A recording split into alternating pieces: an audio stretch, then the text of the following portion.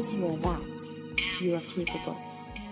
You are gifted, and you are soon to be opinionated.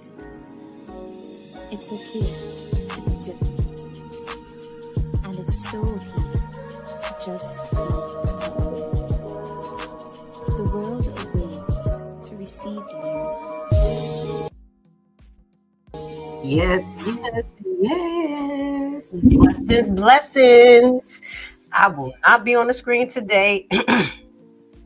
Guys, welcome to Uncensored Enlightenment Talk. You're here with your good host, Grace Levi.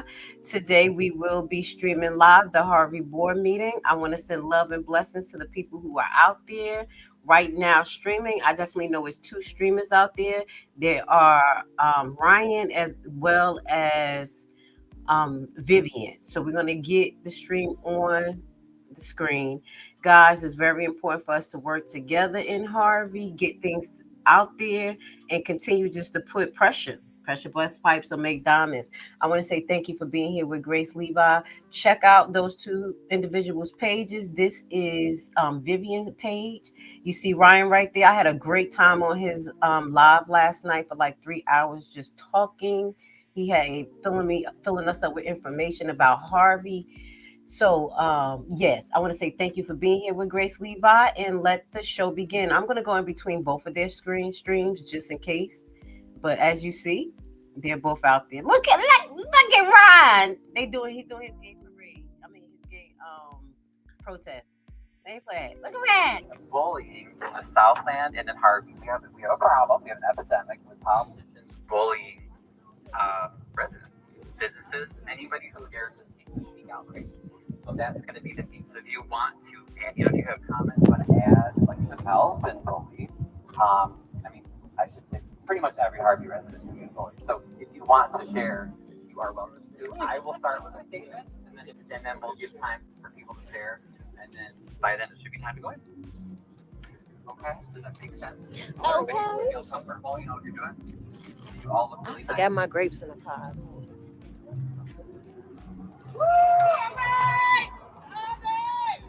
Okay, hold this.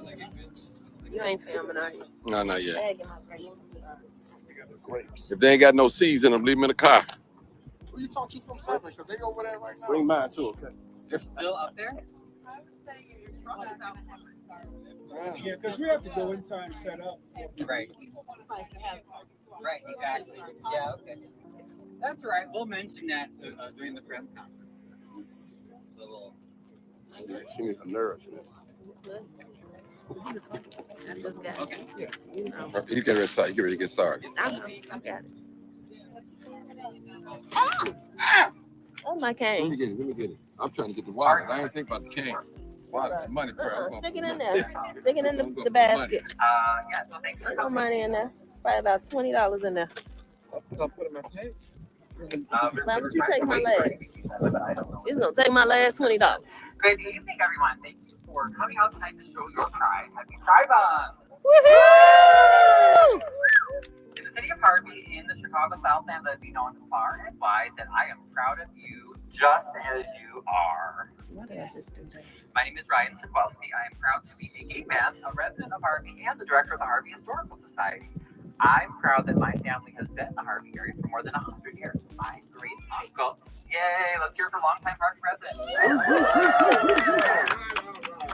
My great uncle and his parents started a flower stand in the 1940s that later grew into Wasso's grocery store. The plaza still bears his name. They did it on I am purpose. proud, because that's our team. I'm proud to say that he and his sons employed many in Harvey. They gave back to the community, and they even allowed families to buy food on credit when they couldn't afford to otherwise. My post-grandfather and his 9 children attended church and school at Ascension St. Stella on Fergo. We have some of our loud new residents here tonight. Woo! Just a few blocks west of here.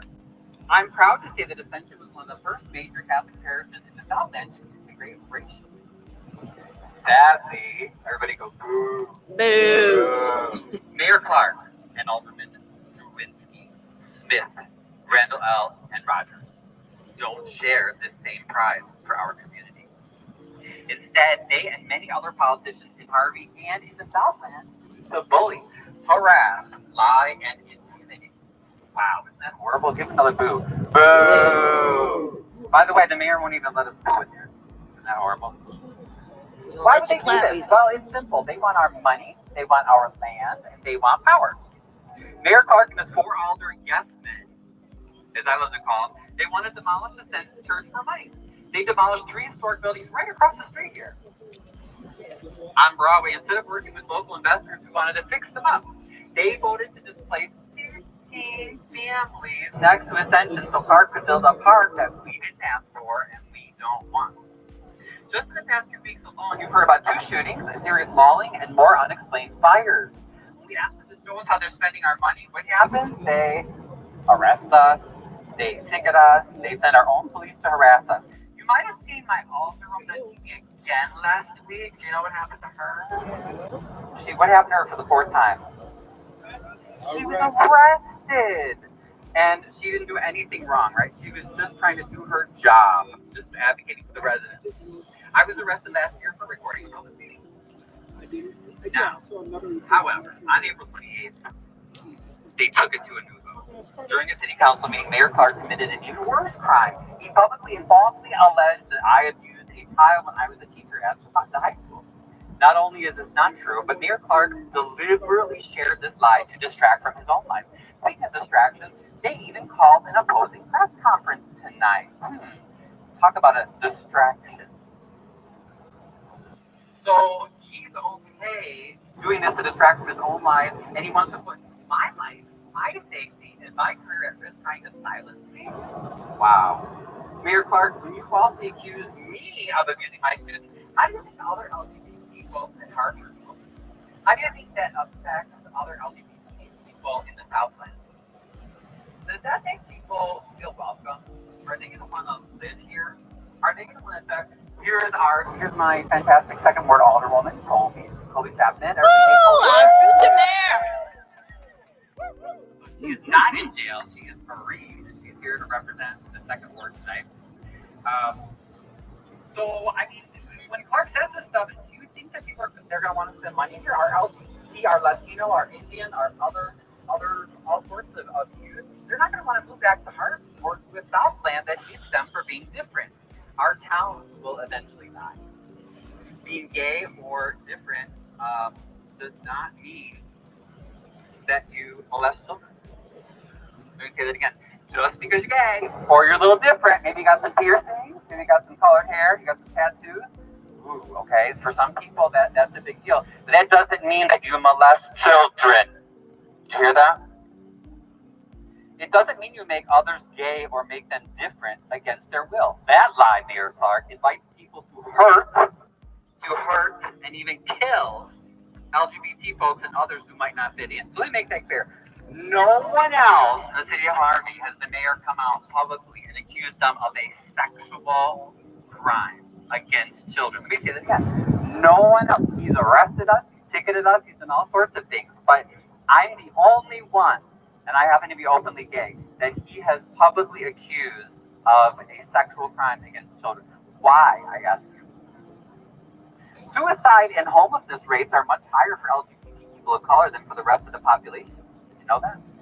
So why do we have a mayor falsely accusing a gay man of sexual crime? Actually, I have another question for you. Why do we have Alderman Tyrone Rogers, who has been charged repeatedly with violent sexual crimes? Let me say it again. Violent sexual crimes. And this is not rumor. Google it. He has been charged, okay? Not allegedly. He has been charged. Go Google it. So why is he laughing at the mayor's remarks about me? Why is the alderwoman Delaney Smith, yes, I'm naming names, because this is what happens when you come after me. Alderwoman Delaney Smith, you work for Illinois Children and Family Services. I'll say it again. Alderwoman Delaney Smith, you work for Illinois Children and Family Services. Why are you spreading false allegations of sexual crimes against children? I think somebody should look into that, don't you think? Isn't she a mandated reporter? Well, that's right. She's a mandated reporter of child abuse. Hello. So, wow, if she's throwing around false allegations of sexual crimes against children, this is not good. This Pride Month, we're calling on the state, county, and feds to investigate these horrible bully policies.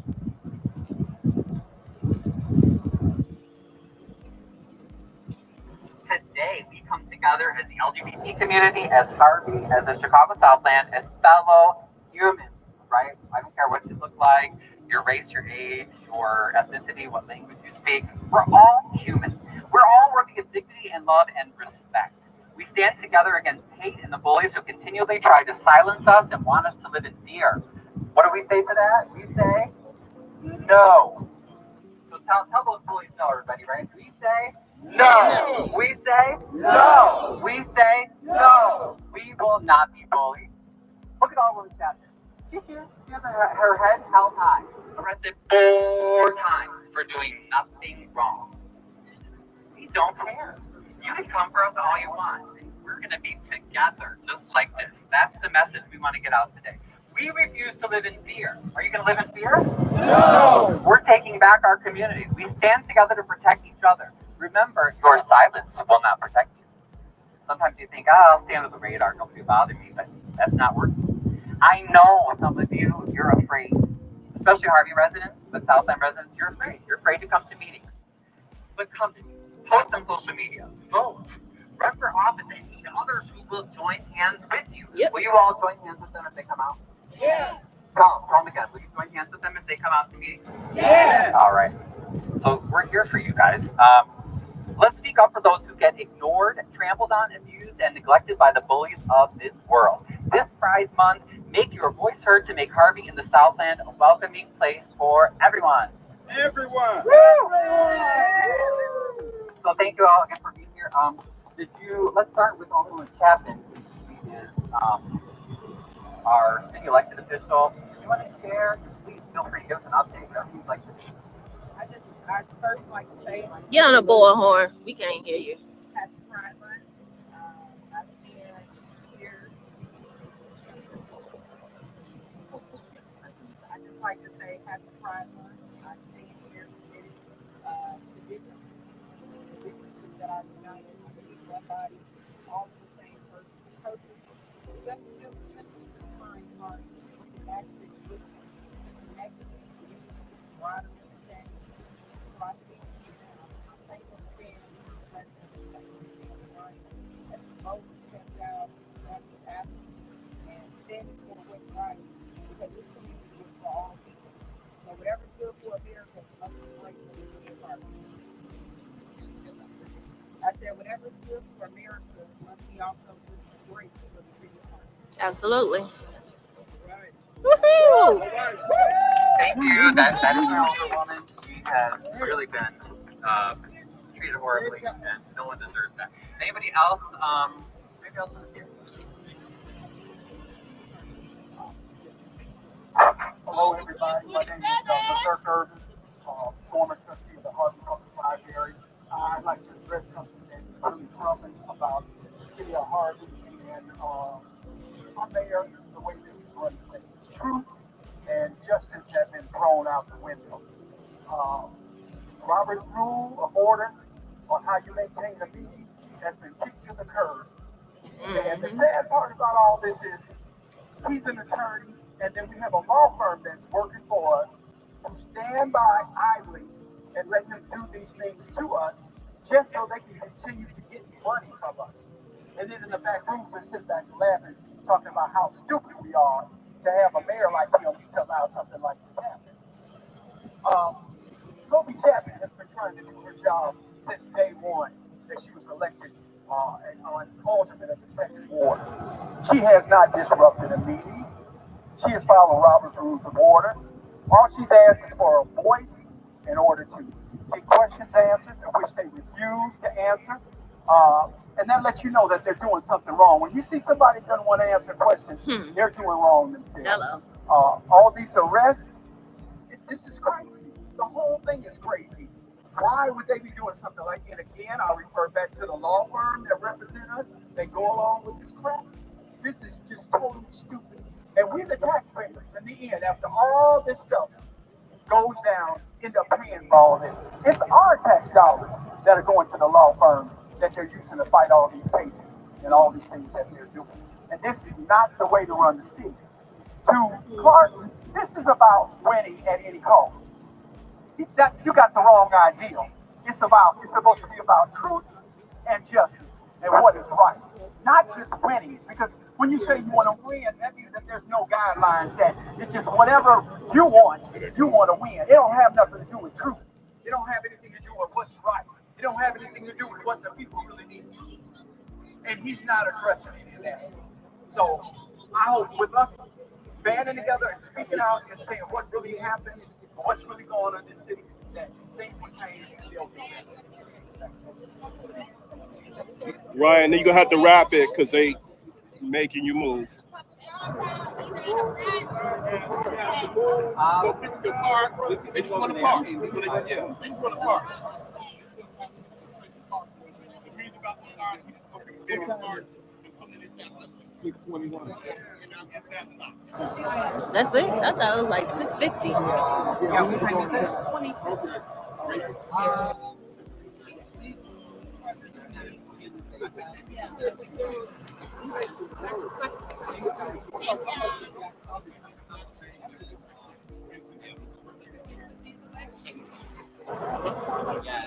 Yes. I'm open about 6:45, 6:50. And so she doing the press conference over there.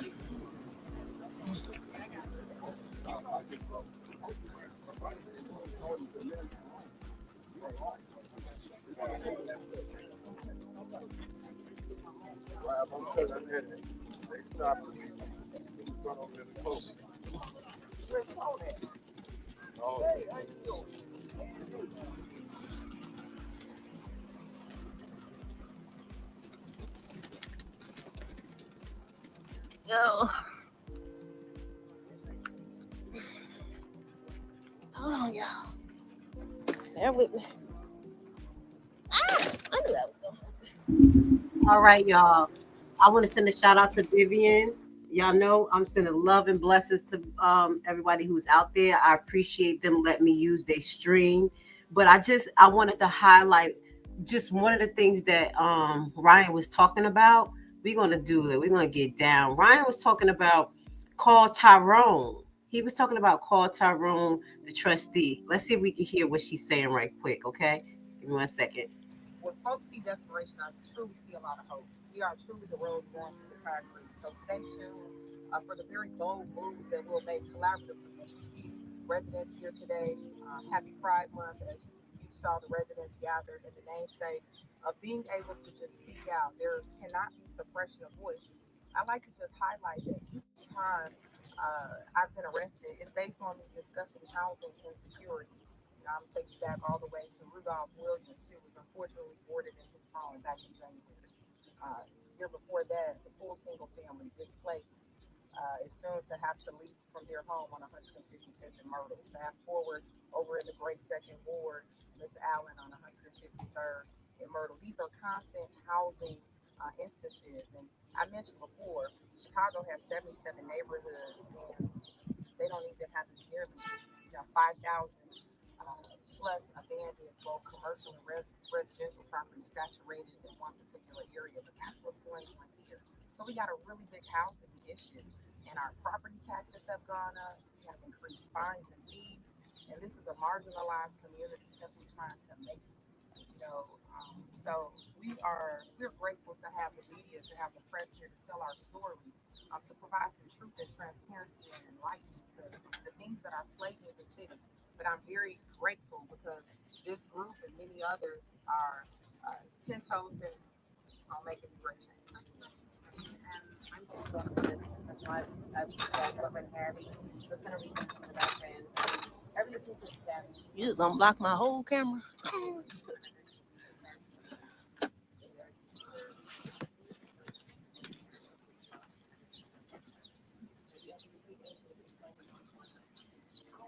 And I'll defer to my attorney. But you're gonna.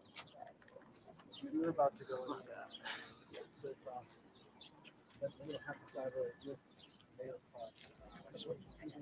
What is that? What have you? You know what? It feels great because today I get another bold opportunity to rally my efforts to vote on what I feel is fluid for the city of Harvey, what's going to support the city of Harvey. I don't have a personal, or as they say, a horse in the race. My horses are all standing here ready to giddy up to what's great, which is transparency and accountability. And so I feel great to just be able to sit and lead as I have been chosen by the Second Ward constituency to lead. And so that's what I just want to do. I simply want to do that. And I want to be a symbol of stepping out boldly, even in the midst of adversity, to do what's right and give people a voice. Our people here have been voices for so long, and our communities are underrepresented. And so to be able to stand in the gap and be a wedge, be an anchor in that, I'm over to it. I'm grateful. I'm grateful, y'all. I'm grateful. I'm grateful.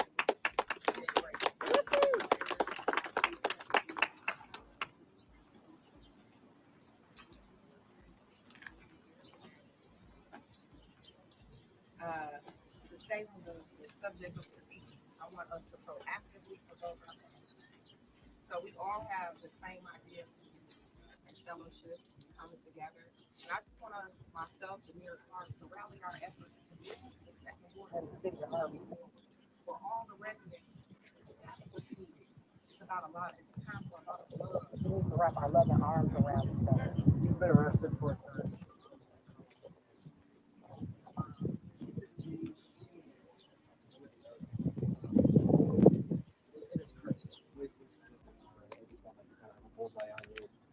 Is it possible? Yes, I'm finding the good in bad practices, right? I'm finding the good and the bad in those practices. And I'm figuring out how do we move forward. So today starts a new day. Today is our first meeting of the month of June. For the next 6 months through the end of 2025, I'm hopeful that there will be no more arrests, that nobody will be silenced because they claim, that nobody's gonna receive a $500 ticket for talking. We simply want to unify here on the second and fourth Monday at 7 p.m., maybe 6 p.m. if we have a finance committee meeting, and bring together our collaborative ideas, our opportunities, our resources, so that we can make a very bold move to move the city forward. And I'm very excited to be a part of what that trajectory looks like. Thank you very much. I appreciate it. I wish I had some of your height. That's the daddy. That's all. You can have it. All right, y'all. Great job, y'all.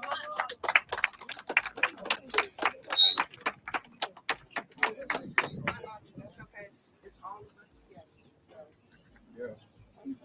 We open and she goes for mayor of the city of Harvey, and that will cancel all problems. Right now, I truly believe the only reason she's being attacked because she's the biggest threat in the city of Harvey for the mayor is the whole reason. And the other thing is, she's not fighting for herself. All of these issues of being arrested has nothing to do with her being wrong. What it has to do is she's trying to seek the truth in the meeting, doesn't know where the money is going and why we don't have a treasurer making a report every month. If you look at the agenda today, you will not see the treasurer's name on the report. What does that mean? An elected treasurer is not being allowed to give a report. So all the funding in Harvey is being hidden from the citizens, and she is coming out with it and saying, I want to know.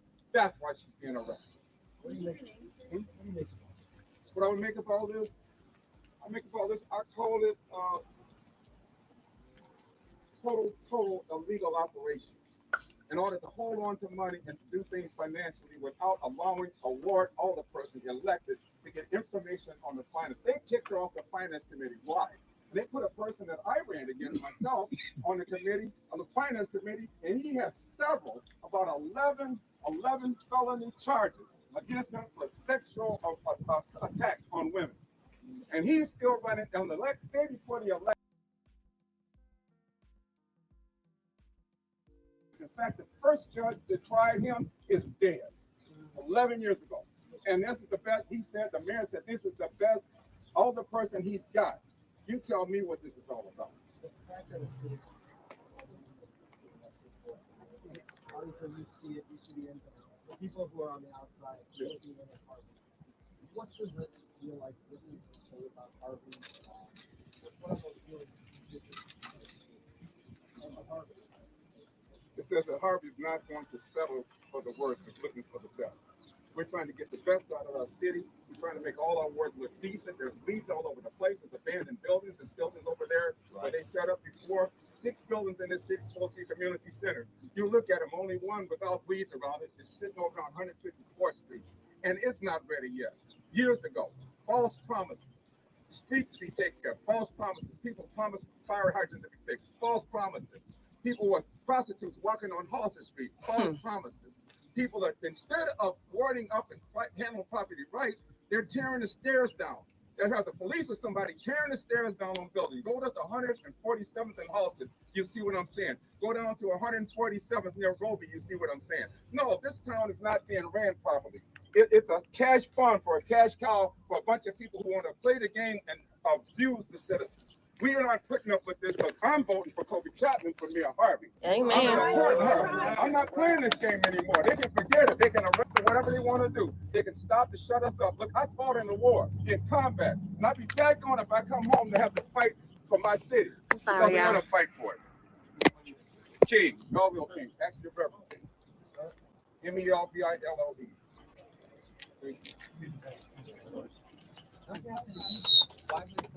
Why did everybody go to the front? Just to clarify, I'm really upset. I worked my ass off to schedule a press conference at 6 p.m. So I don't know what in the hell went on up there, but somebody else purposefully scheduled it to coincide. Because I have a message I want to get out. Hello. We're not going to be bullied.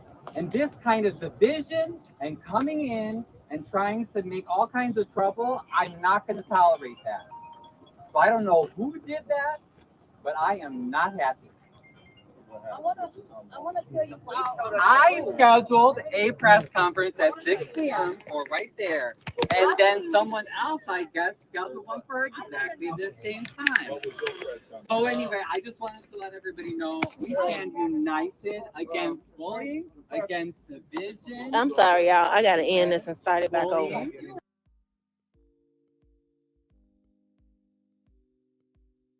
I wonder what happened. What does it mean Okay, to provide medical care without borders? Going on right now, but what they were talking about was this guy right here. I'm gonna see, can I find the live again? I'm gonna see if Kobe, if Vivian is gonna start. I don't know why she stopped. I do see Martin G is live. I'm not sure if I can share his live because I'm not sure because you guys, I'm a little gotta be cautious because I don't know, but let's see if she's starting her live again. I wonder what happened.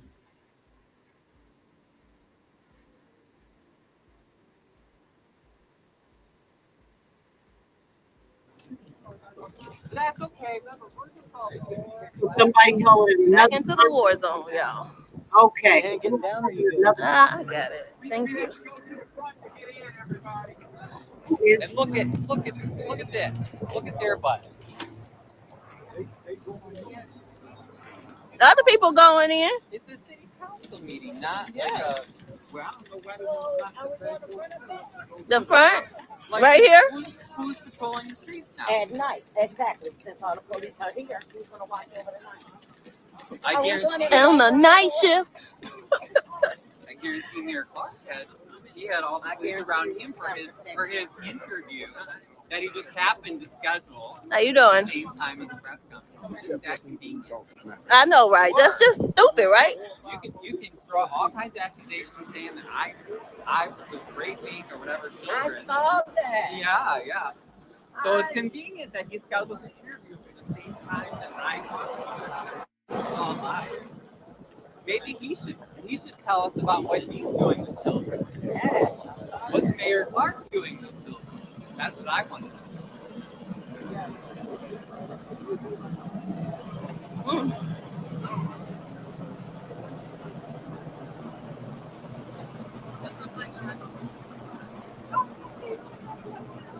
Oh, thank you. I'm going on the elevator. Alrighty. All right, guys, let me turn down the volume. I know I'm double streaming off of everybody's stream. I want to say thank you to everyone who's down there who allow us to use their stream. This is Miss Vivian Allen's live. Laura, if you have Ryan's link. Could you leave it for me, please? I'm not sure where he's live. If it's his Facebook page, sometimes I have a hard time finding it. So, let me just talk about what they were talking about a little bit when they was talking about Carl Tyrone and how this gentleman is Mr. Clark's best trustee. Okay. Let me remove that. Hold on. Let me put this in and have it up here like this. Now, yes, last night, we was up last night. I worked and Ryan was live. So I joined Ryan live and I want to say thank you to him and his audience members. They were so nice to me. Guys, I usually don't go under no one live and talk because of all the contentiousness and I don't know who feels what towards me. So they were really nice and we had a great conversation and he started talking about this guy. He started talking about Tyrone. And I already said he was suspect. I didn't know nothing about him. I'm listening and he started talking about how Tyrone basically has a sexual assault case against him. And when he read the story, it was really bad. We're not going to read it right now, but I do have an article up. It says sexual assault is no red flag for the suburban school board. So this gentleman was on the suburban school board or still is. This was February 2018. Tyrone has been charged with 3 felonies: aggravated criminal sexual assault, attempt criminal sexual assault, and aggravated criminal sexual abuse and kidnapping. when Ryan said this last night, I was like, what? My mouth dropped. Okay. I said, shoot, this is public information. Yeah, he remains on the school board as a school board member in Harvey. He is on a court order home monitoring system, but has reportedly been able to been granted permission by the Cook County Circuit Judge to leave his home and attend the school board meetings. How? Just that article in itself. Hold on one second, y'all.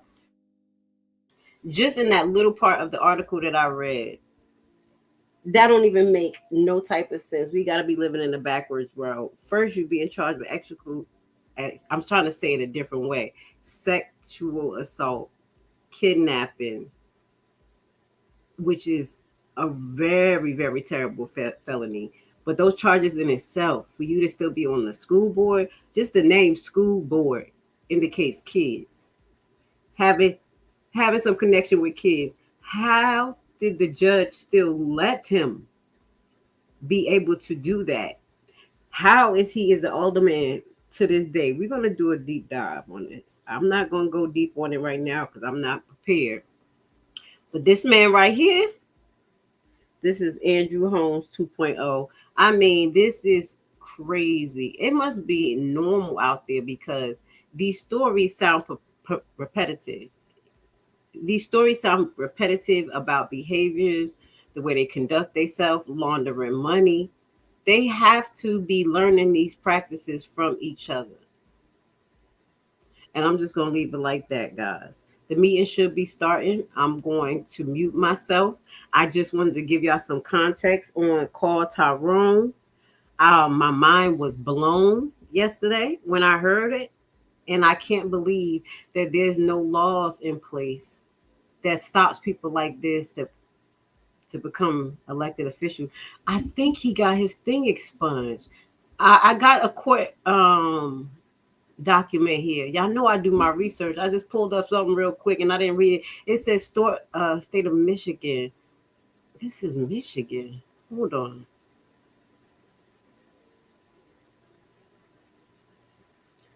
Consists of the statement of hearsay remain statement themselves, but the Harvey bond does not mean it's impossible. What is this?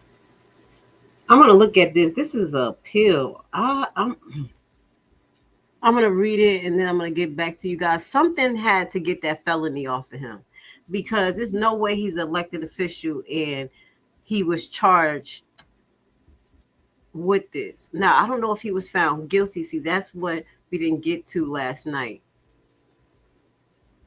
But if y'all know anything about this, let me know. Let me know. Let me show y'all guys what I'm looking at. Hold on. Because the meeting didn't start yet. Give me 1 second. I just want to show y'all what I'm looking at. This is one of the articles. So this is not hearsay. Here we go. So this was August 31st, 2016. South Board Suburban Harvey School District charged with sexual assault a woman last week in the city municipal center has been ordered and held with $50,000 bonds. Now, this was very horrific. That's why I said I'm going to wait and I'm going to read it to see how I'm going to present it to you guys so I don't get no strike because it's that bad. It's that bad what he did to this woman in a municipal building. That it was demonic. I'm gonna just say that. All right, guys. Thank you for being here. While we help shed light on Harvey, thank you to everyone who's keeping their eye on this place.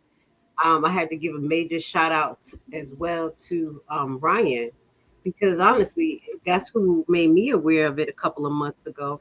And I want to let you guys know it is a Harvey playlist. We do have a Harvey playlist. We have about 6 videos on Harvey, and that's going back to January, so you guys can kind of get caught up. Because you know what we do here, we kind of try to get the context behind things, like what is really happening. So I'm going to continue to do that, and we're going to start reviewing some old Harvey board meetings, just to kind of get more of a how can I say clarification of what Kobe is talking about and what Clark is actually doing. Okay, all right, let's get to it. I was getting gum. I'm at the Harvey board meeting here in Harvey, Illinois. I'm gonna move my chair up in a minute. I'm just sitting in the back until it starts. I'm gonna move closer.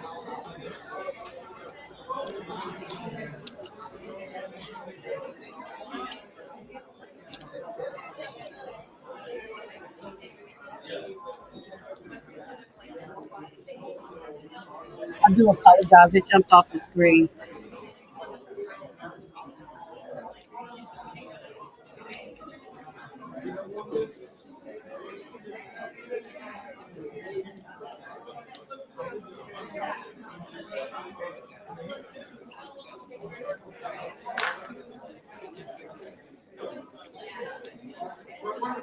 Hey.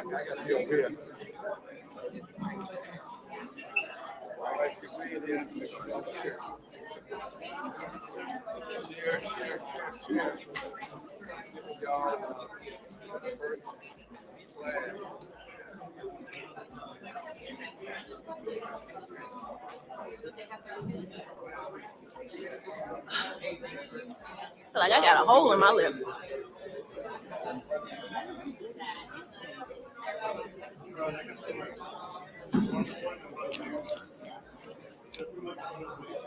And just a heads up, the reason why everybody's in the back is because the camera people is told to be all the way in the back. Now I'm wondering who's this person is. Oh, that must be for Harvey, the camera right there, because they said anybody who comes in with the camera, they created a special spot.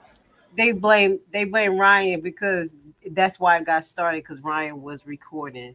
But this is ridiculous. We're gonna try to get the best view as possible, and if we have to go over the Harvey video just to get another view later on, we'll do that. But it's good to watch these because the Harvey videos are edited on their web, on the YouTube page. They edit the videos. You hear this about something else, like Clerk having to call it with the media at the same time as our press conference? Interesting. You see how he disrespects the residents like that? All the time, every day. It's definitely going to be a packed board. I wonder what you would feel.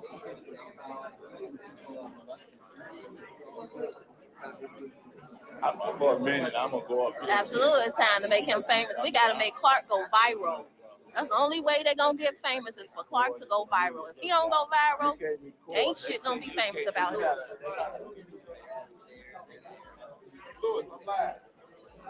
I am here to help Harvey. I am here to help Kobe. Kobe Chapman is gonna be the next mayor of Harvey 2027.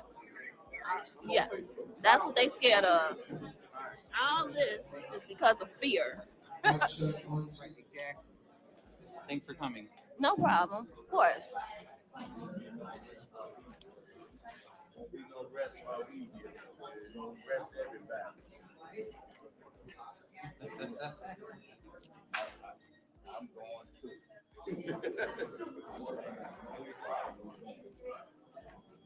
All right, good evening, everyone. Who is that? Good evening.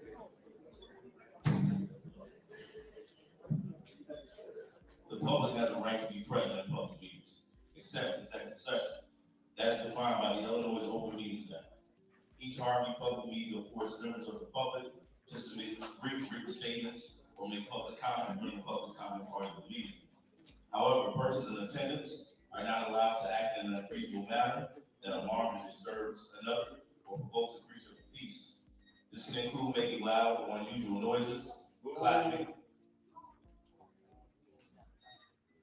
speaking out, or interrupting during the city council meeting. One may not impede the performance of one's official duties. If any person acts in a disorderly manner at a public meeting and persists after being warned, the mayor as the chairman can order the person to withdraw or be removed from the meeting. If that person refuses, they can be removed and fined under disorderly conduct statute. Disorderly conduct at a public meeting in Illinois involves any unreasonable behavior that disturbs others or disrupts the meeting, and it is subject to removal penalties if it persists after a warning. This also includes any city employees or council members. Harvey police officer present in public city council meetings to assist the chairman in preserving order. If any person is ordered to withdraw or leave the meeting by the mayor and refuses, that person can be cited and criminally charged with disorderly conduct.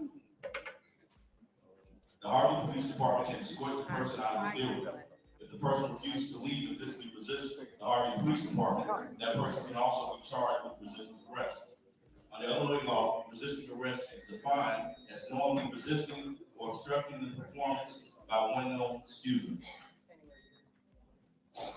Under Illinois law, resisting arrest is defined as knowingly resisting or obstructing the performance by one known to be a peace officer, firefighter, or correctional institutional employee of an authorized actor in his or her official capacity. This constitutes a Class A misdemeanor.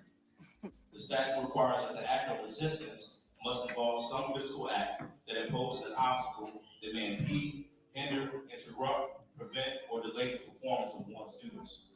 Examples include struggling, wrestling, going limp, or physically aiding a third party to avoid arrest. Illinois law explicitly states that a person is not authorized to use force to resist an arrest by a known peace officer, even if that arrest is believed to be or is in fact unlawful. Resistance of even an unlawful arrest by a known peace officer is a violation of state statute. Thank you.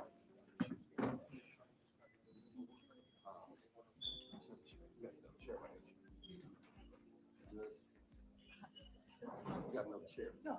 Oh, okay. Okay.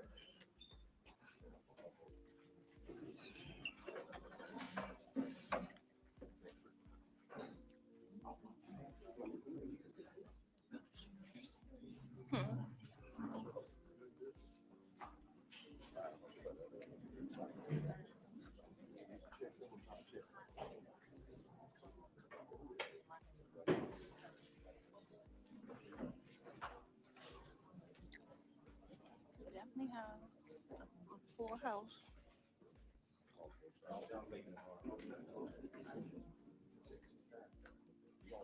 Okay. Right.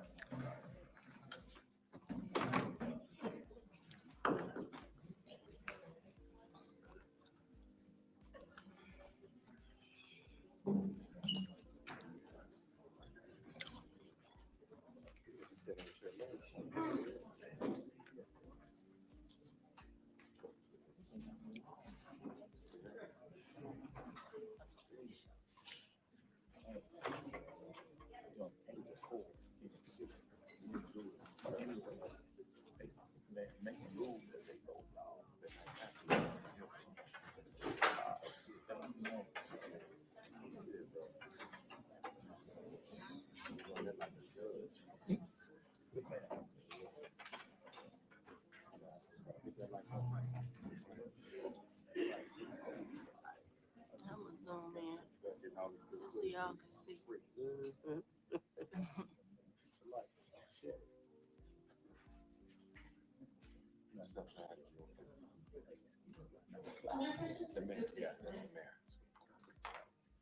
I should go get my tripod.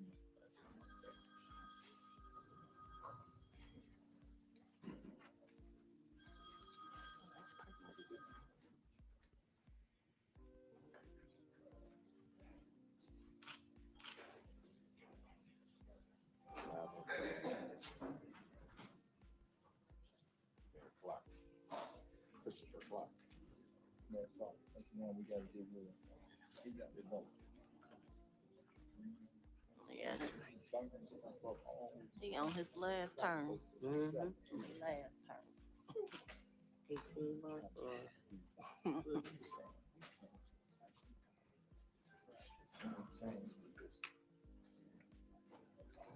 Everybody sees the cut on it. Which I've been waiting on.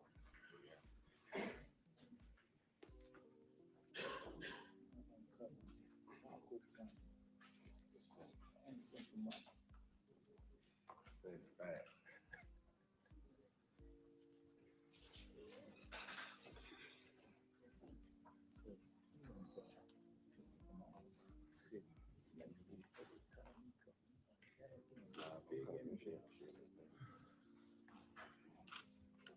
Oh, you okay?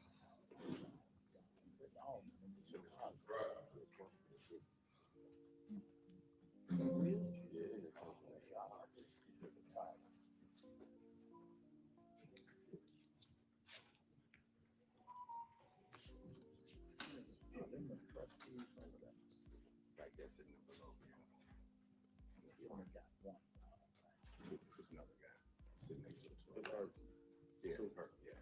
Yeah, just the two. Yeah, it's 2, 3. No, just home. White.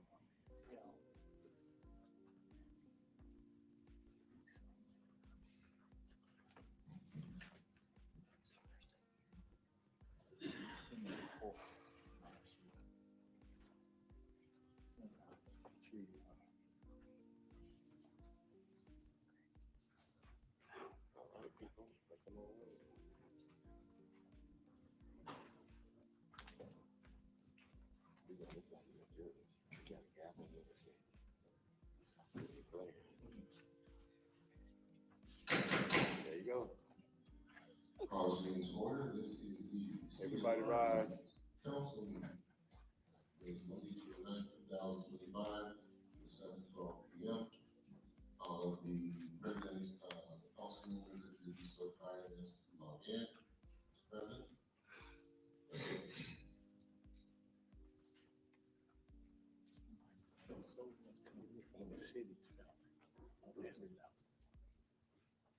We have a forum. Next item on the agenda is education plan and Treasury meeting. Everyone about is Heavenly Father, merciful and gracious God. He is not praying for me, y'all. Those is not my prayers. It's not my prayers. We thank you, O Lord, for your much favor, because were it not for that, we would not have been able to wake up this morning.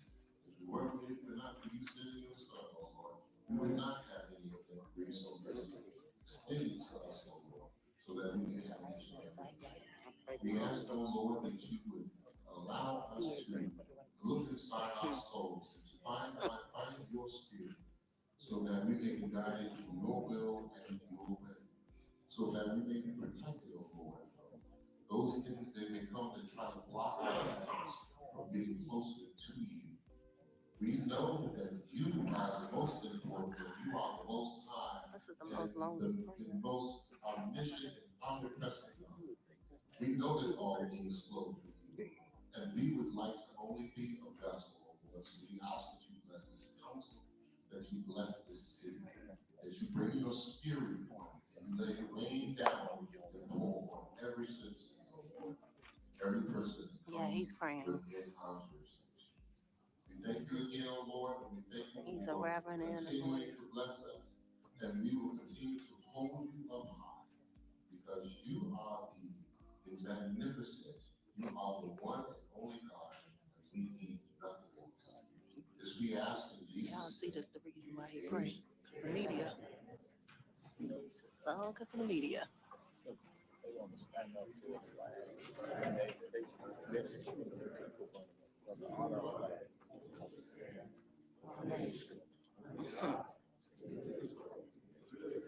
Aren't you supposed to do the pledge first and then say the prayer? And praise the flag.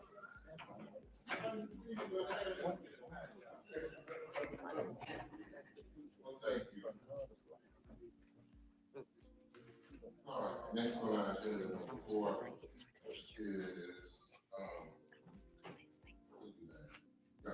is the presentation from Emily Dugan from the Get the Lead Out Initiative. Is she present? Hi. Can you step over here, please? I think there's a microphone.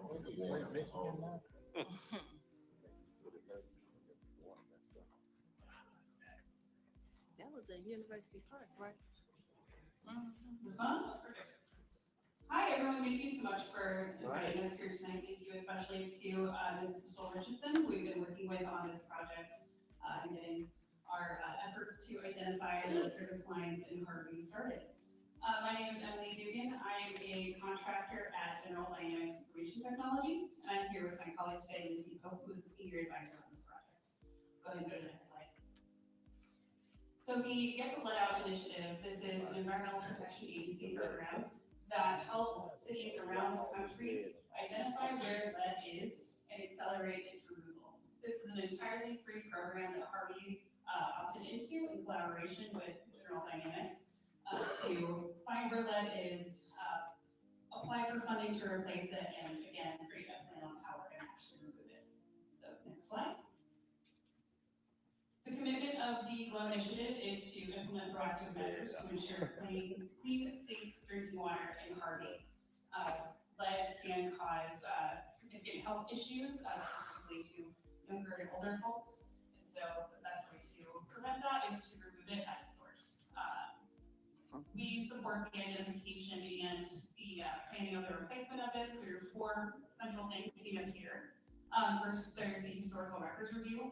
Harvey's gone through much of this already to develop the initial inventory. Then we'll be doing visual inspection. That's mostly what I'm going to be talking tonight, is about how we're going to do this visual inspection.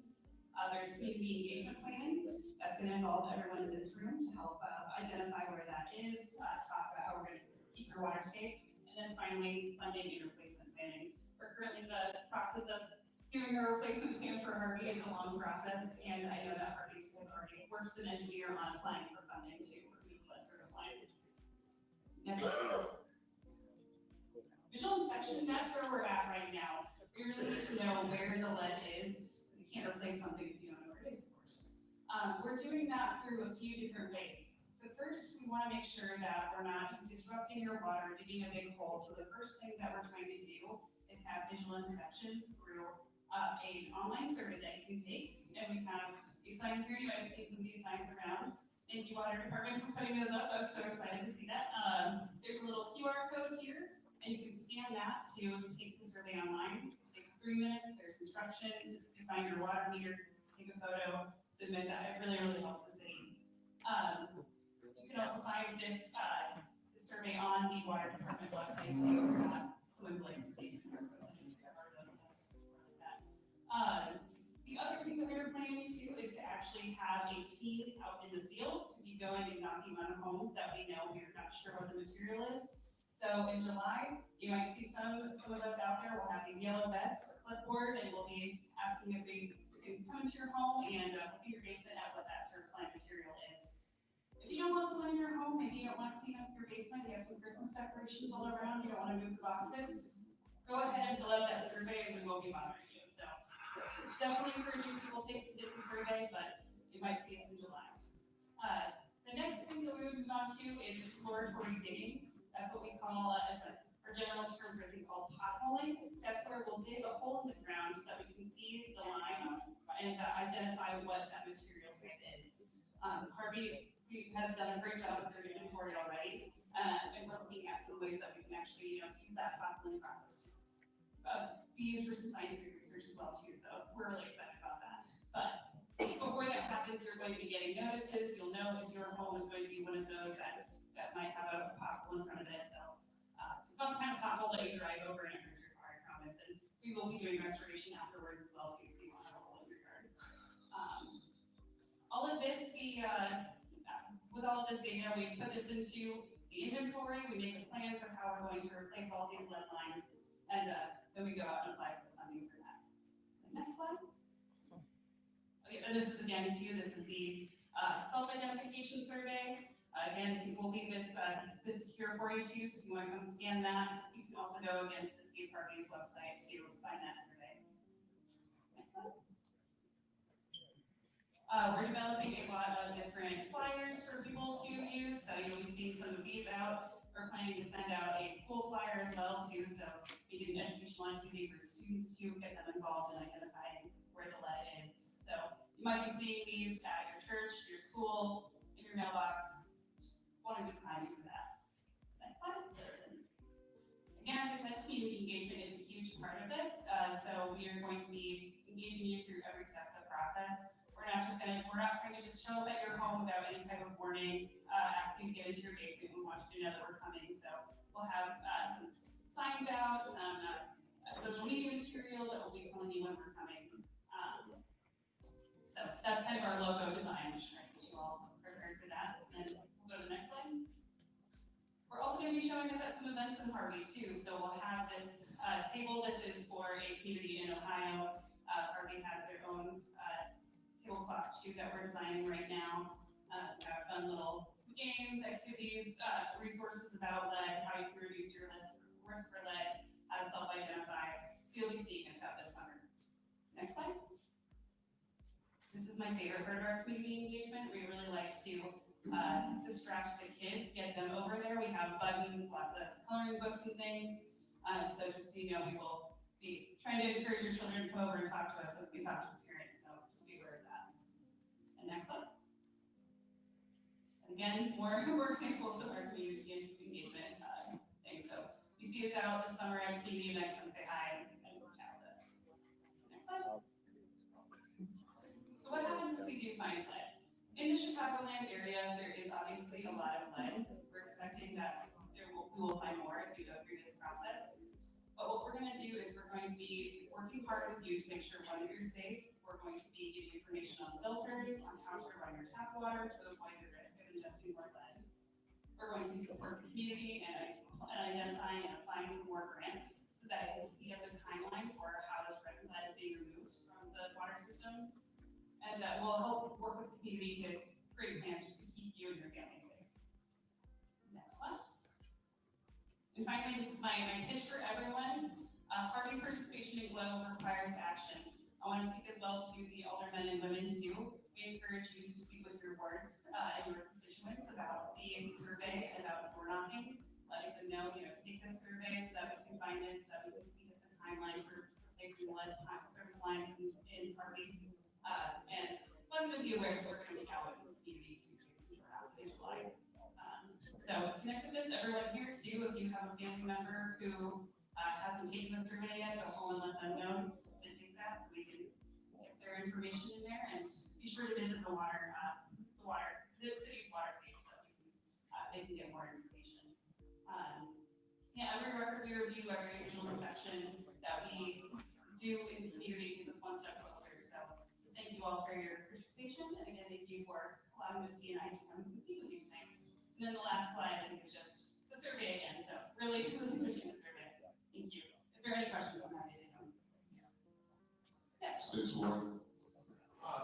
you for your presentation. I'd like to know about the timeline, and will you be working in conjunction with the Harvey Water Department as you're visiting residents' homes, especially seniors? Yes. We're actually, Crystal and I have been talking with other community organizations as well, and with organizations that are working with Harvey seniors, so that we're not surprising them. There's another person that they know coming to the door with us, so that they know, okay, this trusted, this is okayed by the city. We're working very closely with the water department. And how will we determine whether or not that these houses, some of the more older houses, actually have lead in them? I mean, do you have to go in the houses to make that determination? So the city did a great job with the inventory, the initial inventory. They did a records review of this, and they're presuming that based on the house date that it would be lead. We're going to be doing some of those. We're going to be sampling some of those, not all of them. We're still working on the exact plan for that, but we do still have quite a few that we're not sure what the material is, so we need to go and actually go into those homes to inspect that. And in your humble opinion, about what kind of timeline are we looking at as far as this process from beginning to end? Your participation in GLOW, that's only for the year, but for the replacement of all of the lead service lines, currently as it stands, we're looking at next 2037 is when that needs to be completed. I don't want you to quote me on that. There's still some other changes in the lead and copper roll going on that need to be approved. What year is this? You might not even be here in 2037.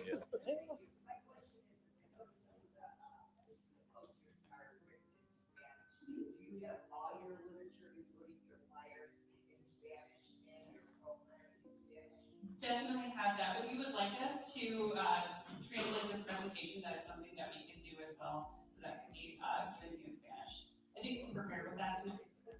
Okay.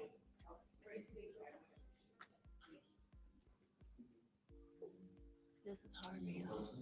Right there. Hearing none, thank you. Thank you very much.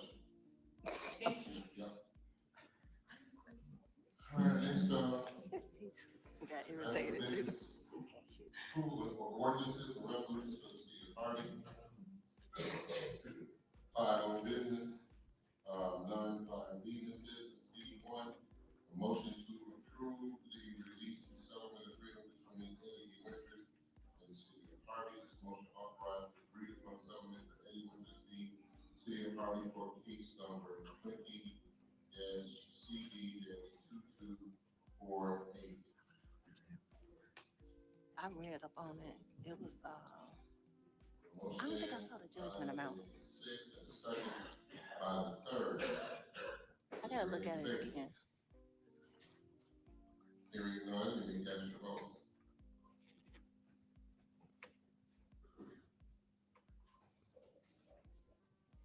Motion carries.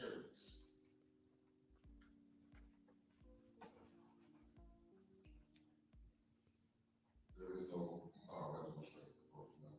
Number 2, there is a resolution authorizing the award and execution of an independent contractor agreement for construction services between the city of Harvey and Calumet City Plumbing. This resolution authorizes the removal of existing water meters located either in the valve box or valve vault in city right-of-way or residence homes, and replacement with smart water meters in accordance with bid number 2025-03-01 for a total contract amount of $322,865.00. A motion by the 3rd and a second by the 1st. Is there any debate? Is the debate? Well, that's not the point. The question is there any debate? Hearing none, you can cast your vote.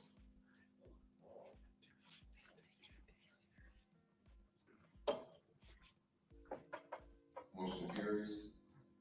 And that's resolution 4007. 4007.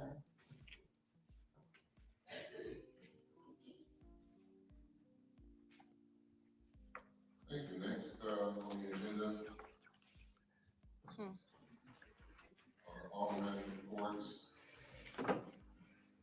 That's not surprising. By the second ward.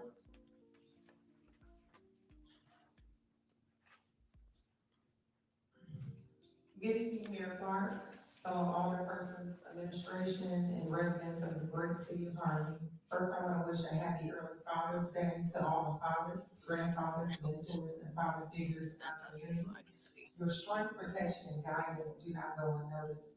Proverbs 27 says, "The righteous man walks in his integrity. His children are blessed after him." Our city needs men who lead with integrity, love, and courage, especially in these trying times. As we celebrate our families, we must also acknowledge the financial challenges many residents are facing, particularly those raising children home for the summer. Since January of 2025, the city has approved several fee changes that affect everyday living. The municipal gas use tax was restructured, potentially increasing costs for heating and cooking gas. Credit card processing fees were added for paying water bills, permits, and city services online or by card. Ordinance 3501 was adopted, which allows automatic annual increases to city fees and fines based on inflation according to the Consumer Price Index. The $60 transfer stamp fee was added for all property sales effective April 7th, with a 3% convenience fee for digital transactions. These are just to name a few. Each of these adjustments was presented as a way to improve city revenue and services, but the cumulative impact is significant, especially for working families and seniors on fixed incomes. That's why I strongly encourage residents to attend committee meetings led by your alderpersons. These meetings give you a chance to understand proposals early, raise concerns, and help shape decisions before they're finalized. We need transparency and equity in every step we take. Adding urgency to our situation, State Comptroller Susanna Mendoza continues to classify Harvey as being in critical financial condition, citing serious cash flow issues. This isn't just a financial concern, it's a call to act responsibly and collaboratively. And while we discuss finances, we must not lose sight of the lives behind the numbers. 11-year-old Willow shot here in Harvey, and the woman whose foot was mauled by a dog. These tragedies underscore the urgent need for stronger public safety, accountability, and compassionate city response. To everyone in the Second Ward and across the South Ward, thank you, gracias, shukran. Your support, advocacy, and presence make a difference. Let's continue to rise together. And we'll be having a Second Ward meeting this Wednesday, 6 p.m. to 8 p.m., 15446 South Lexington at Transformation Community United Methodist Church. Thank you. Next, we have He can't stand Third when she Ward. talk. Good evening, everyone. Good to see you. I love to see you on still. When we're doing our meetings here to conduct business, we all get a packet. We used to get it like on Friday. We get it a whole week ahead. That's the time we are supposed to read our packet, call to get answers to our questions we may have about. When we come to meetings, we're to say yea or nay to what we agree on. If you don't agree on anything, just say no. These are meetings are not for the grandstanding and all of the things that happen in these meetings, or for us individually. We're doing our best with what we have. We always talk about financial responsibility. I know everybody's tired of us talking about what the last administration did. However, $165 million is a lot to chew up in one term, 2 terms. But like I always say, with all the money that the businesses owe us, I wish all of you would take this time out that you come in here for this, to go to those stores and shame them into giving us our money. See, that would be the first step to a movement to improve our community. Give us our money. We have a funeral home here, which we all know, funeral home, everybody gonna pay to bury their loved one. Anytime you don't have a funeral home paying you what they're supposed to pay you, we can sit in here and grasp about something that's not even as important as giving our money to help us do what we do. So I implore you all again, let's get together to show us the money. Thank you. Excuse me, what are they supposed to pay? They taxes, they property taxes, the taxes they haven't paid us in over 10 years. Over 10 years, so everybody acts like, yeah, I tried 15, but they probably can't, I understand sometimes I go through only 10 a little bit at a time, because I don't think they understand who has taken our money, who has our money, who won't give us our money. They want us to fix streets. We've been running this city with no money. And y'all, We've been running this city with no money. y'all taking taxpayers' homes. Everything we've gotten that's been done here is through grant funding. And everybody is saying, why do we fix this street and not this street? You can't take this money from here and put over there. We all know that. And then, like I say, not only you people here, some of you people that's sober, because I always thought sober is sisterhood, that you're supposed to be trying to work together and improve your Targeting that. That's definitely a challenge. Shouldn't have told her not to say that word. Keep our kids safe. Thank you. So the soror's not keeping the kids safe? She need all her sorority sisters up here next meeting. What soror got to do with it? Nothing. Absolutely nothing. She just mad because she couldn't join. Please come over so we can move on.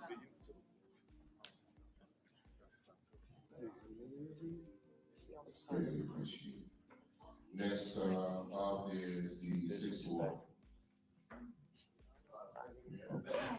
You speak to your microphone and services. Good afternoon, everybody. Citizens of the Sixth Ward. I'd like to begin by expressing my sincere gratitude to each and one of you for coming out to today's meeting. Your continued involvement and concern for our community is what helps the Sixth Ward strong and move forward. I'd like to take a moment to commend the Street and Sanitation Department for a great job that they've done cleaning and cutting overgrown lots throughout the ward. With this recent stretch of heavy rain, the job hasn't been easy. They've shown great commitment and diligence. And as we enter the summer season, I also would like to remind everyone that school-aged children are out of school. And please use extra caution while driving through our neighborhoods and our community. Kids are out playing, riding bikes, and enjoying their break. Let's do all our part to keep them safe. Additionally, I would like to inform you that we have completed our annual spring break across the board. And if you have any remaining bulk items or debris that needs to be picked up, do not place them in the street or in the alley, as they will not be collected. Instead, please contact me, and I will work in contact directly with the street department to provide a dumpster or an appropriate solution. Once again, thank you for your continued cooperation, partnership. If you need to reach me for any reason, my contact information is area code 718-516-2276, and I am here to serve you. And thank you. Let's keep working together for a better Sixth Ward. And I also like to wish every man with the sound of my voice is here in the city of Harvey, and as well as the Sixth Ward, a glorious Father's Day. We put a lot of emphasis on Mother's Day, which they do deserve it, but it couldn't be a mother without a father. So, with that being said, I like to wish everybody a glorious Father's Day. Thank you. Next, Board. Thank you, Mayor. My mic is working, right this time. I want to thank everybody for coming out. I would like to first piggyback on the other responses for saying the most underrated holiday of the year, Father's Day. Yeah. And the reason I can say that because I'm a single parent. I raised my daughter and my son. And I know I've been a father, and I couldn't have been a father. My father had the best excuse in the world. He passed when I was 2 years old. That's the only excuse I can ever accept from my father. Nevertheless, I had a strong mother to raise me, even though she didn't approve of me being in politics at all. She told me to watch myself and to be careful. She still raised me to the point where I can be somebody and make a difference in somebody's life. So there's a lot of good fathers out there. We may not get the credit that we deserve, but if you're a father You don't look for commitment. You're a survivor. You raise, you take care of the home. You don't look for anything. Only for the kids to grow up and get out on their own. Update for the grass in the fourth ward. You know, the grass is always the hardest time of the year. Well, in the beginning of the year, because it rains so much and the grass grows up and everything, but they are in the fourth ward.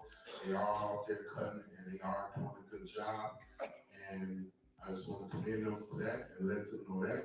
I just want to also, I want to wish a happy birthday, a happy 5-year-old birthday to Mr. Garver right there. If you can raise your hand, sir. Okay. I just wanted to just say that, and I just wanted to just commend him when I said 5 years old, because when you look at living life, you know, 20 years, they said 3 scores and a 10 is 7 years old. So if you're 75 years old, you know, you really, really completed a real good accomplishment. So I just wanted to just acknowledge that. I quickly want to acknowledge Mr. and Mrs. Harris. Okay, stop talking about them. Mr. Harris is 100 years old. Ms. Harris is 95 years old. They were in Philadelphia at the Masonic Convention. The fire alarm went on off. They had to make it down 15 flights of stairs, and they made it down the stairs, and they made it down with safety, and they are still here. So amen for that. Amen. God mentioned them, and at the end, it's teamwork. We all find a way to get it together for the sake of our residents, because that's who we work for. Thank you. Thank you. Thank you.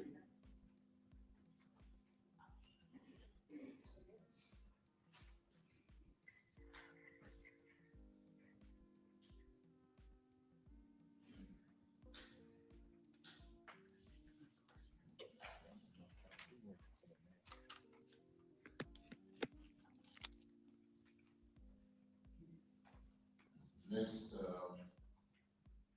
finally, we have the first ward. Thank you, Mr. Mayor. Good evening, everyone. And once again, happy Father's Day to all the fathers out there and all the role models. You know, I just want to say, I am the longest serving elected official in this city. And with that being said, you're going to get unseated too. Recap my first 8 years. Many of you know that I myself was threatened, harassed, even to the point that my employer was sent flyers along with my colleagues about unfavorable characteristics. I was contacted by the federal government, Cook County, and many of those media voices seeking a story. And I had a story to share. And I did share it. Not only did I, but all the aldermen, I believe, were contacted by these 3 outlets during my first 8 years as an elected official under a previous administration. Now, my last 6 years under this administration, under Mayor Clerk, never once did the federal government or Cook County ever contact about any story. And I will say, for the record, only one media outlet reached out to me in those 6 years seeking a story, but I didn't have a story to share. Yeah, right. And trust me, if there was a story, I would be the first one to share it. Was she reading it? To uphold the laws and duties of an Alderperson. How are you reading this? You should be speaking from your heart. And faithfully discharge these duties to the best of my ability. And I take that seriously. It's not subjective. It's not whether I Absolutely. That's all it is. to follow a law or a duty of an Alderperson. I took an oath that I would in the state of Illinois and the U.S. Constitution. Therefore, I ask each and every one of you, before you hear a story, because you will hear them, check the facts, FOIA, Freedom of Information. Answer them. Send them out.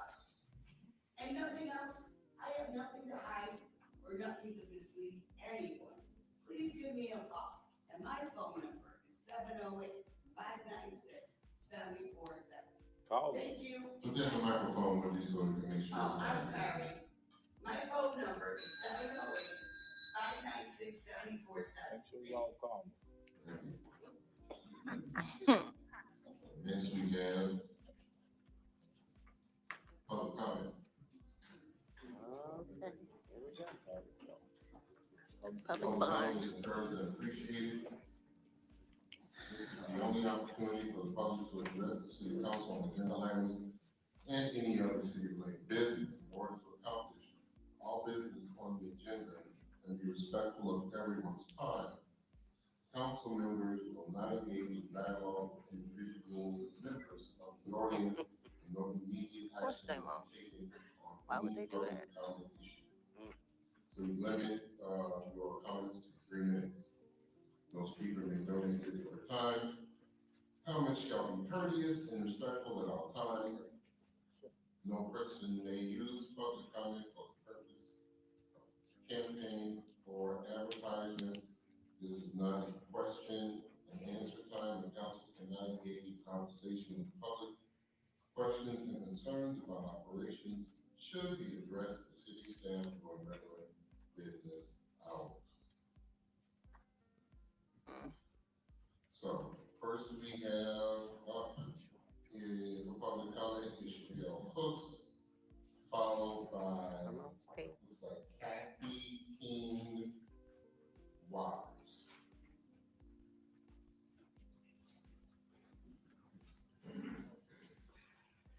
Hello, Harvey. My name is Cheryl Hooks. I am a newly elected Harvey Public Library trustee. Thank you for all those folks. I'm not part of the divine, but the jab that's been taken. Yeah. Yeah. Alderman Smith, man, the business that they. Hmm. That has nothing to do with you.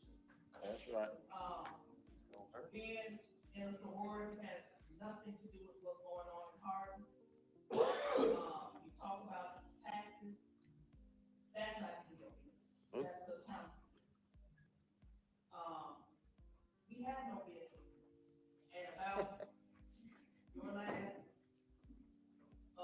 administration prior, you four decided for us not to have a grocery store. You all decided for us not to have streets done. You all decided for us not to have lights. All of that. Y'all did that. You four, yes, y'all did. Y'all four did that. Y'all missed 18 meetings. He said that y'all was protesting. Where? Because y'all wasn't outside. Y'all wasn't up in here. Even if y'all was outside, y'all wasn't in here though. So you wasn't holding up your fiduciary duties to the people. The man came and was gonna give us a grocery store. He was gonna pay the back taxes and everything. Y'all said no. We were gonna get a Ricky Roberts. Y'all said no. Why? Everything. Y'all said no to. Now look, like I said before, the hole or the ditch that you dug, cut off, you should have dug it for yourself. Because y'all laying right in it now, because we ain't got jack. Nothing. Y'all built a 51 unit building for what? Can't feed the people. You can't even give the people medication. They don't have no pharmacy, no nothing here. So what did y'all accomplish last administration? Nothing. And then you talk about the 1 billion, but 169 in what they got to do with that? 6 years now. 6 years. No treasury report. But y'all stay paying out all these lawsuits. You getting all this other stuff. You got these big screens and all that. Everybody driving a car and all this and that. But you're talking about today from last administration. Make it make sense. Make it make sense. Show that money. That's all we want to see. Thank you. Next is Kathy King Waters, followed by Reserve Urban. She don't be playing with them. Good afternoon, good evening actually. I'm with the like to report, which is a LGBTQ education support and advocacy group. On April 28th, a Harvey resident was accused of being a pedophile and is a gay man. If those accusations were true in his job, the school where he was a mandated reporter and would have had to report him. He would have been charged and prosecuted if those charges were true. And is irresponsible to perpetuate that kind of stereotype that has existed for eons about gay men. In February of 2025, Gallup poll released some stats. 9.3% of the U.S. population identifies as LGBTQ. 9.3% of Harvey is a big chunk of Harvey. 23% of Generation Z are up-and-comers identified as LGBTQ. When they see their leadership denigrating LGBTQ people, they're not going to want to stay here. They're not going to want to stay here after graduation. They're not going to want to buy houses. They're not going to want to open businesses. Without our young people, remember Whitney Houston says children are our future. Our cities in the Southland are going to fold. They're going to fail. We need to make all people feel welcome in all of the South suburbs, because we know in the South suburbs there's not a lot of support for LGBTQ people. And I see a very diverse group in this room, and a very diverse group leading Harvey. Y'all know what stereotypes do. Y'all know the effects that stereotypes have, and nobody should be perpetuating them at this stage. We need to come together, and we need to be the examples for our young people. So I hope that this august group will not fall for stereotypes, will not perpetuate stereotypes, and will not perpetuate rumors. And I thank you very much for your time this evening. Thank you. Next is Clerk Irvin, followed by Cynthia Wilson. Hello, everybody. My name is Mazurk Irvin, former trustee of the Harvey Public Library. And wow, I'm disappointed. The waste. I am sick and tired of you all arresting Kobe Chapman over your violation of Robert's Rule of Order.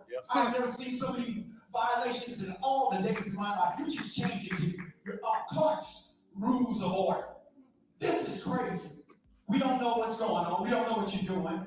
All the lawsuits, all these people we're paying out. Eddie Winters, police chief, he started community policing, came here, tried to rally around the community.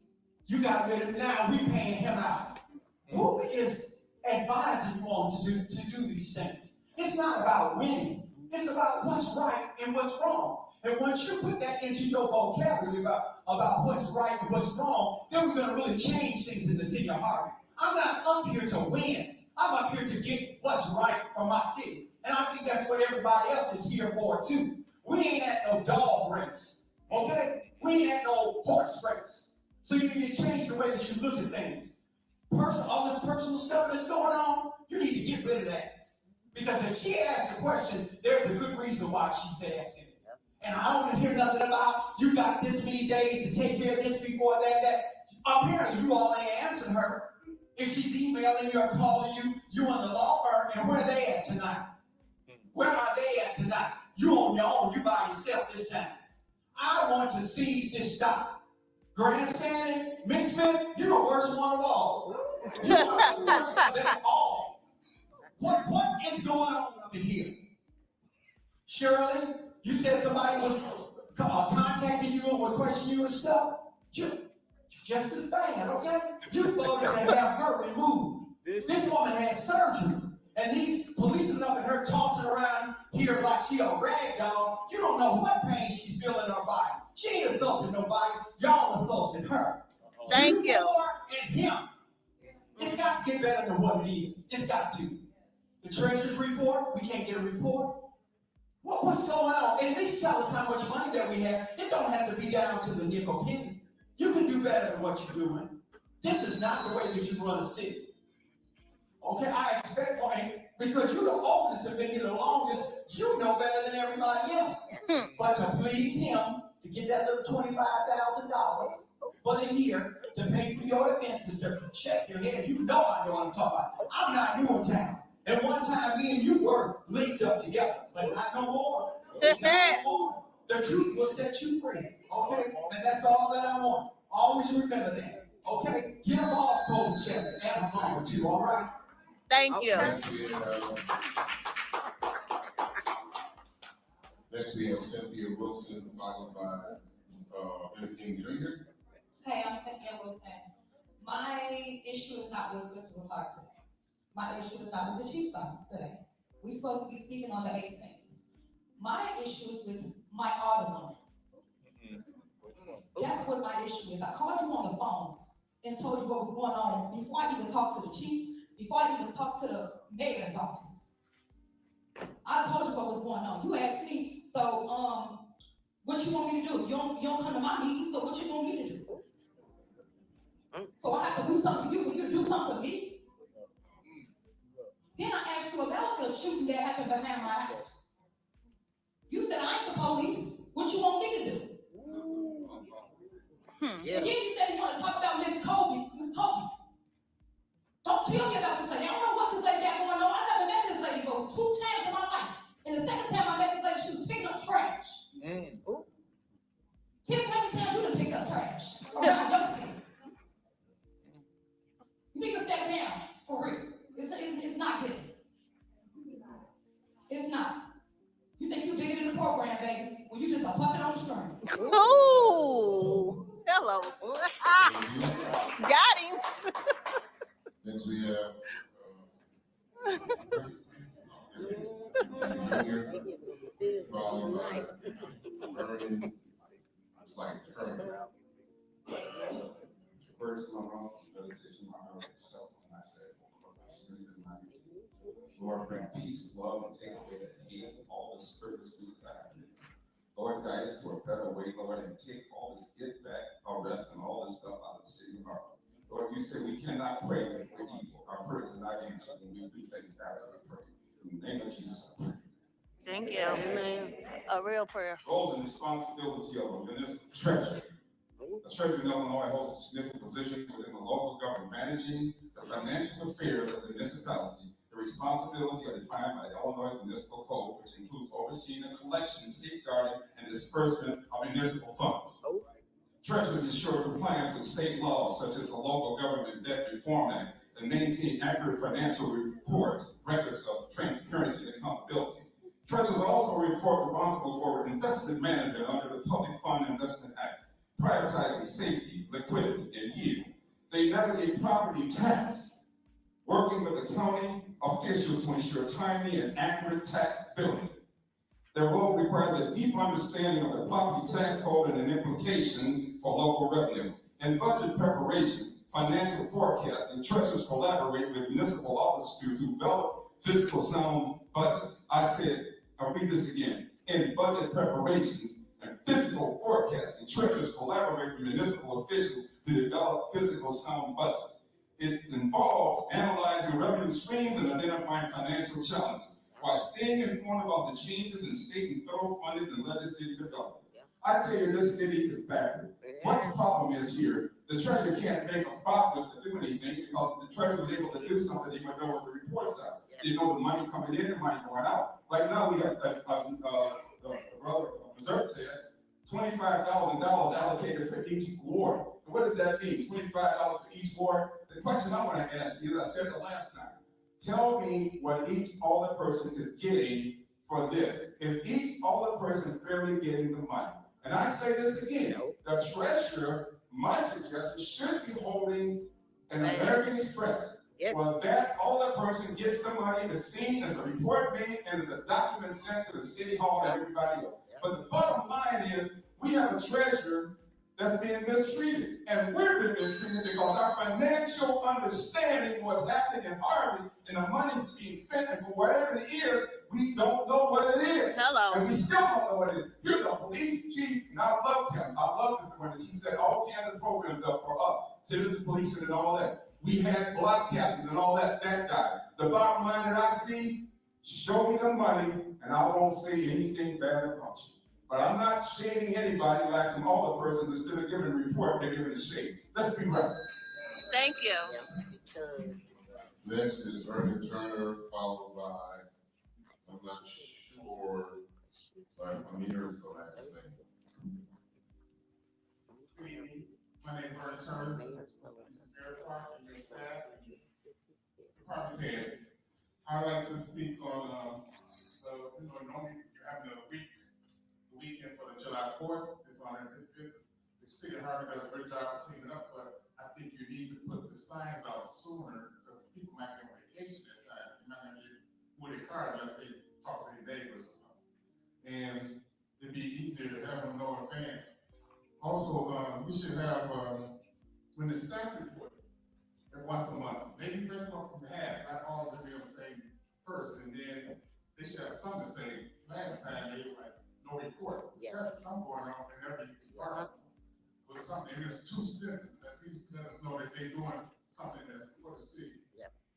And the minutes, you always say, no, old business, but nothing reported, what was there, because I'm not coming every meeting, but the people that come, really, figures are hard, and most ones come, and they should be able to see what was discussed. Not they got to write word for word, but some highlights of what was discussed, where they don't have to repeat something that they weren't aware of.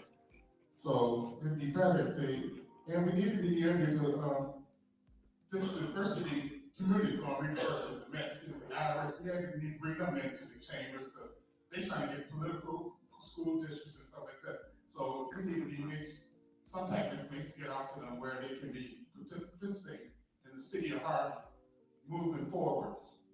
And also I'd like to speak on publishers. They do a great job. So, I think the staff is much more than we had before. Because I see 20 and 30 guys out there cleaning these lots, empty stuff, and they really do a hard job. And I don't know how they got a lot of tasks. Because I see a lot of highways and everything all over Harvey. I've been there since 69, that's 8 years old. And I've seen the good times and the bad times. But also, when you staff your reports, they need to get something. And when we need to get, maybe I have a suggestion where we can get young kids, like you could have a program where we have a scholarship for high school, public high school, and all the 8th grades going to high school. You can do that fund by at a meeting and say $5 and give a raffle for $15 to whoever comes and spend $5 have a chance to get a raffle ticket. And that might be close to the scholarship fund. With my last time, about 15 seconds. I would give it to the next person.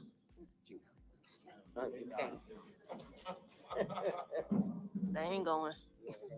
We have, I don't have nothing to say today. Amir, followed by Ryan Wilson. See? Good afternoon. I guess I want to start by saying my name is Amir A. Shakur, Clerk. I'm the president of Freedom First International. And we would like to make a statement. And I'm going to start by asking a question. What does Christopher Clark have to fear with accountability to the community? That is the question of the hour. Mr. Clark, is it sweetheart deals that have provided for your lifestyle? Good question. Have you dabbled in the financials of the cities and county? When do you have to fear, Mr. Clark? When leadership stands outside the public interest, it is not leadership. We call it being a tyrant. Tyrannical movements have things to hide. So I ask you the question again, what do you have to fear, Mr. Clark? The last time I came here, I addressed you and I asked you very specific questions, and you still haven't changed your course of action. You should be ashamed of yourself as a black man who politically indicts a black female. That is not leadership. Hello. That is not being a man. No. So I will no longer address you. What I will do is talk to the police officers in this room and say that the day that you become a political arm of the mayor's office is the day that you're going to go on. You have fallen off of your low oath of office. We ask that you change your course because you can also stand in court and be held accountable for your actions. Hello. We want the public to send a very loud and clear message at this point that the Harvey police are a political arm of the mayor's office. Yes. Let the public know and that if once you stand in front of a police officer in Harvey, expect the worst. Every time. What I'm interested in at this point is any officer who's acted outside of public interest, please send us an email. Freedom First International at gmail.com. I'm going to say that again, Freedom First International at gmail.com, or you can look us up. We're interested in indicting these officers. We're interested in working with the accountability boards and the state of Illinois to have these folks indicted. If you don't believe me, then check my record because I stood up against governors. I stood up against fallen police officers. Take it to heart. The last thing that I want to say, Mr. Clerk, is I hope you never forget the day when you bastardized your office. Hello. Thank you. Finally, we have Ordinance and Wilson. Well, thank you, sir.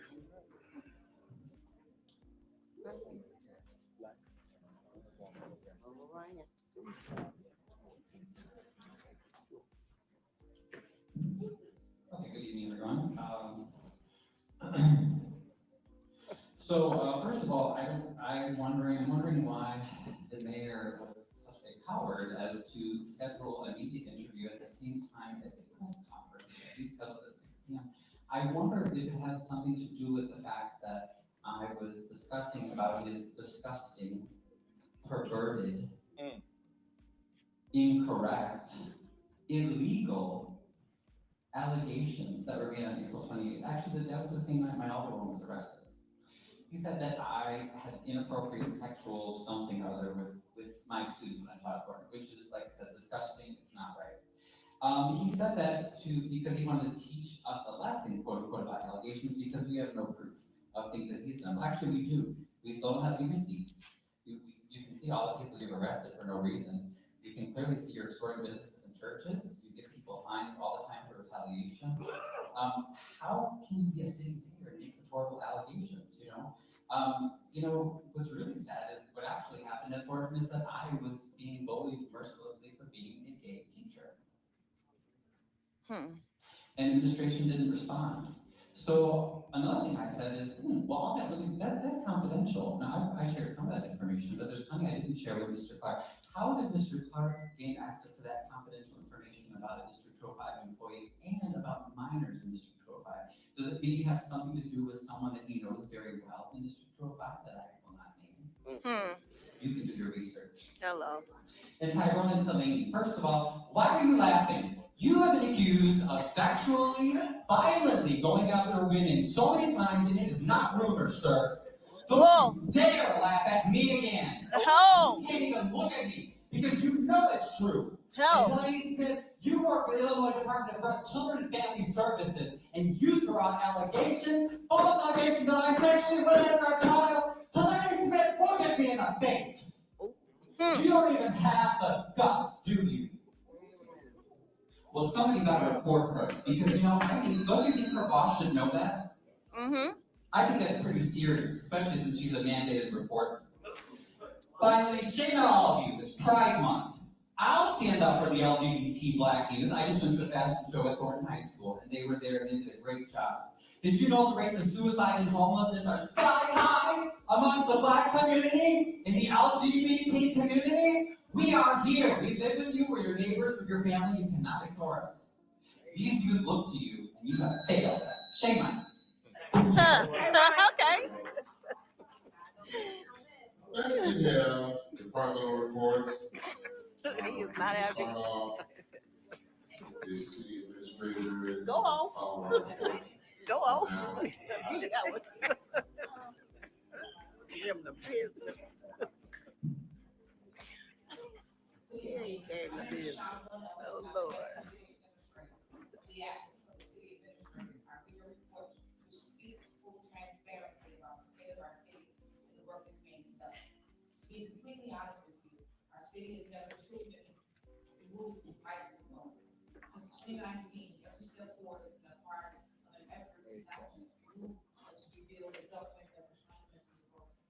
Let me remind you that at the very start of this administration, City Hall was raided by the FBI.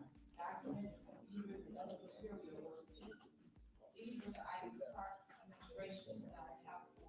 Beyond that, there was no real filing system in place. Nothing was organized, or was there any structure. Therefore, the past 6 years, day-to-day operations have been focused on putting out fires as they come, literally and figuratively. That's not how a city should run. But that's the reality that is inherited. I realize how difficult it may be to believe that a city can function without basic policies, procedures, and oversight. But unfortunately, that's our reality. Now, fast forward, we are committed to zeroing in on each department to identify areas that need improvement. As we uncover issues, we implement solutions that are sustainable and effective. By streamlining operations and services are easy to access, consistent and efficient, both for our residents and our staff. Today, I'm pleased to announce that we are finalizing the Ordinance 2022. Once it's complete, the full report will be made available on our city's website for public review. Immediately after, we will begin audit 2023. However, let me be clear, we do not expect the 2022 audit to be perfect, as we will reflect decisions and operations from 2021 at a time when many of our systems and processes we have now are not put in place. The benchmark is set for 2024 audit, which will be the first audit that gives us a real and accurate picture of how our current processes and procedures work. Additionally, in the first quarter of this year, we applied for as many grants as we could. The work continues.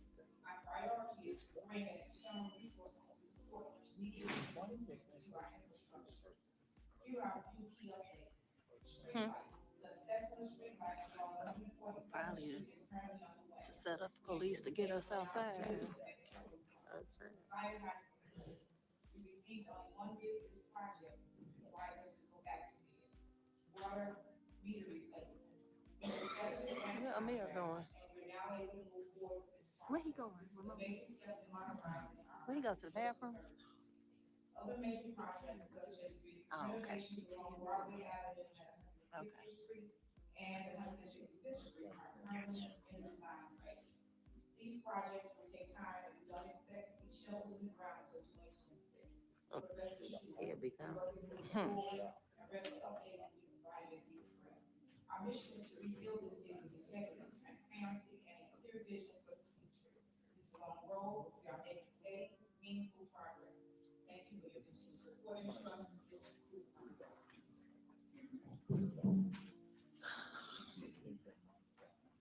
Written by the mayor. I said a report written by the mayor. No. Mayor, council members, and residents of the city of Harvey. I'm here today to provide you with a comprehensive update on recent crime statistics and the cases handled by the Harvey Police Department during the month of May 2025. This report will also encompass the department's overall activities for the month. In May 2025, the Harvey Police Department responded to a total of 2,955 calls for service. Their efforts resulted in 50 misdemeanor arrests, 12 felony arrests, 123 moving and equipment violations, 80 vehicles that were towed, 73 reported accidents. I'm pleased to report that through the diligent, exceptional efforts by our investigations division, felony charges were approved for 2 significant criminal investigations that were made. Case number 1, a domestic-related incident at 16940 South Halsted, that some may know as the Motel 6. On May 2nd, 2025, at approximately 12:24 a.m., the Harvey Police Department investigators and officers responded to a domestic-related complaint at the Motel 6, located at that address, Upon arrival, the employee alerted officers to a male physically assaulting a naked female. Officers proceeded to the room where they overheard the female pleading for the male suspect to cease the assault and release her. After the occupants refused to open the door, the officers forced entry. Inside, they observed the naked female curled in a fetal position on the floor, while the naked male suspect stood over her. The male suspect was immediately taken into custody. The female victim was transported to Ingles Hospital for treatment of her injuries. During the subsequent investigation, it was determined that the male suspect had forcibly dragged the female victim back to the motel room from the hallway after she had initially attempted to escape. The victim sustained a swollen eye and visible blood in her mouth and multiple lacerations to her face.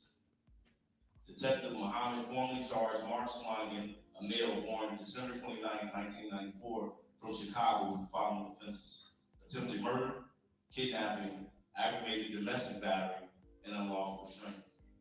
All charges were reviewed and approved by the Cook County State's Attorney's Office. Case number 2, aggravated domestic battery at 16629 Wood Avenue.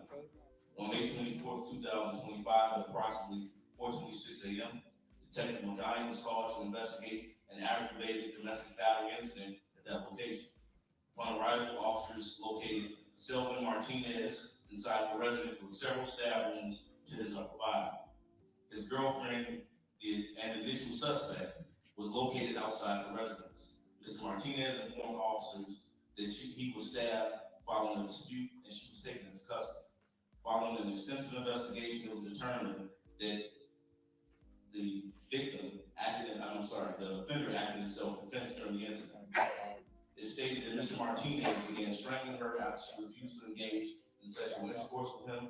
Detectives also discovered that the victim had previously filed a domestic battery report against Mr. Martinez in 2024. So they don't normally do The Assistant State's Attorney's Why would we Office need to reviewed know? the case and approved 1 count of aggravated domestic battery. The Harvey Police Department remains steadfast in its dedication to enhancing the public safety and the quality of life for our residents. We deeply value your continued support as we work to move this city forward. Thank you.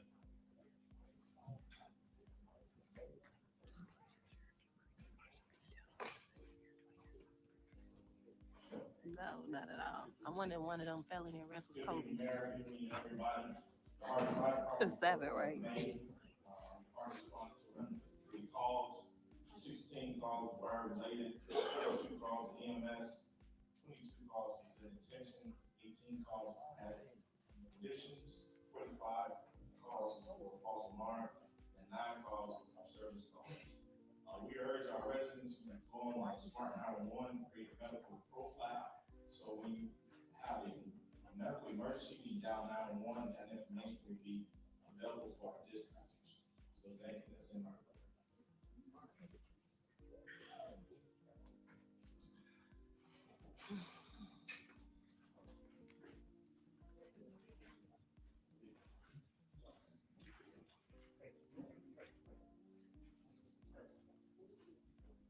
A lot of reports. Mayor, council members, and residents here. My name is Cesar Suarez. I'm the Economic Development Director for the city here. And my main responsibilities is business development, planning and zoning, and also property sales. We have a lot of property here, and we also do a lot of that work here for planning and zoning. On the business development side, the city staff and council members went to the ICSC conference on May 18th and 20th, and we had multiple potential prospects are interested in the city. We're following up on Starbucks, Sonic, Steak and Shake, Choice Hotels, Cordova, Planet Fitness, and the rest. And mainly the key areas would be in the northeast and the southwest. Let's see if I can give a presentation. That's where the main interest lies with attracting industry and retail. We also currently have about 8 Class A property tax applications, so we're going to review them, and we've been coming before council in the coming months. With regard to planning and zoning, at the end of 2025, we received 58 zoning applications, clearances, year to date. For most of you know, before you can really locate in the city, you have to have zoning clearances, and so it takes time to really get through that process. And we have far more than we ever had before, so that's out of the 58 that we have, 33 have been processed, with 32 approved, 1 denied, and then we have 25 remaining right now, and many more are coming along the way. have received a special use permit for an area, and we're expecting to have that meeting as well with the Planning and Zoning Commission. With regard to property sales, we're tracking properties, and we also include both city properties and also other private properties that may be eligible for a judicial deed or a tax deed. So there's very opportunities out there to really convert and redevelop vacant lots, vacant properties. By identifying the property and submitting a letter of intent, you can do so online right now.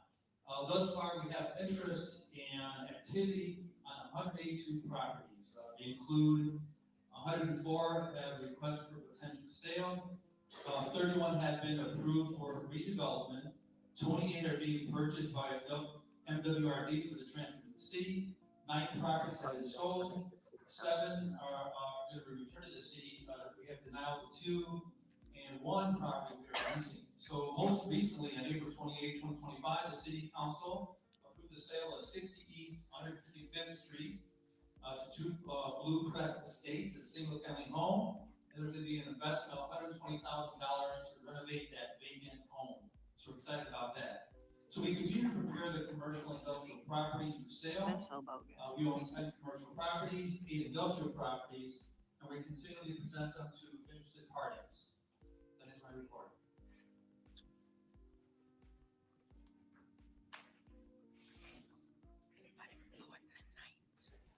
Elected officials, citizens, my name is Louis Whitney. I'm from Harvey. My name is Mark. I believe it. Diligently, most important, quiet to manage the city's finances and the regulation report. Revenue properly is also for very hard to work within the limited means of the city.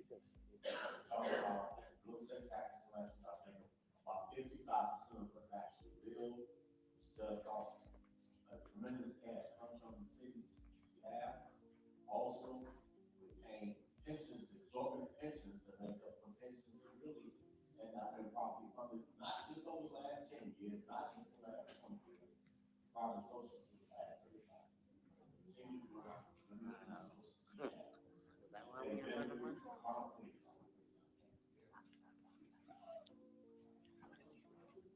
Right. Show us the money. Good evening, everyone. Person representing for Public Works Department. Since the onset of the spring season, the Public Works Department has taken the task to tackle some of the major issues faced by the city. This has not been an easy feat. As Mr. Stephanie discussed in the previous meetings, one of our strategic priorities is ensuring that all city employees receive the necessary training to excel in their current roles and to grow into future opportunities. Over the past several weeks, we've made meaningful progress by hosting our first chainsaw safety and operation training in conjunction with our guys. We had an excellent turnout of about 19 attendees, including participants from several neighboring villages. This collaborative training strengthened individual safety practices, improved regional emergency preparedness, and promoted municipal cooperation, all which are key components in building a more skilled and resilient workforce. As part of our ongoing initiative to identify and document water service line materials, we continue to work with our residents. So far, we have surveyed and completed 91 in-home inspections. However, we still have a long way to go. As mentioned in council meetings prior, our pumping station team continues to provide efficient and timely service to the city's operational needs. Over the past 2 weeks, they have completed 332 work orders, which include but not limited meter reads, exchanges, turn-ons, shut-offs, and locates. As for our streets division, they continue to operate under a war-on-war strategy focused on infrastructure upgrades and neighborhood beautification. Despite various challenges, the team has shown a strong coordination and consistent progress. They installed fencing and barricading around 2 vacant lots at 166 and finished. They filled over 50 potholes citywide, cleared over 200 vacant lots, over 200 vacant lots boarded up 10 abandoned homes. On May 16, 2025, the Public Works Department, in collaboration with the Harvey Police Department and building departments, conducted a May 15 cleanup on 151st Street and Lexington. The initiative was in response to residents' concerns regarding small children entering a questionable abandoned property. To enhance safety and restore the area, the team worked together to remove debris, boarded up 4 abandoned homes, installed security cameras to monitor the daily activity. This project demonstrated our commitment to quick, effective responses to resident concerns and improving public safety. A citywide survey of our street signs has been completed. As a result, so far, 70 new signs have been installed, including stop signs and other traffic signs. We made and scheduled installation to continue throughout the season.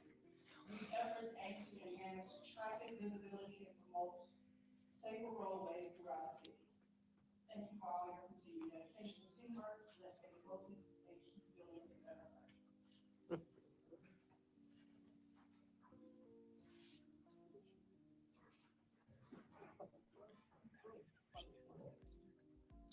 Public Works. I don't need it. Good evening, Mayor, members of the City Council, and fellow residents.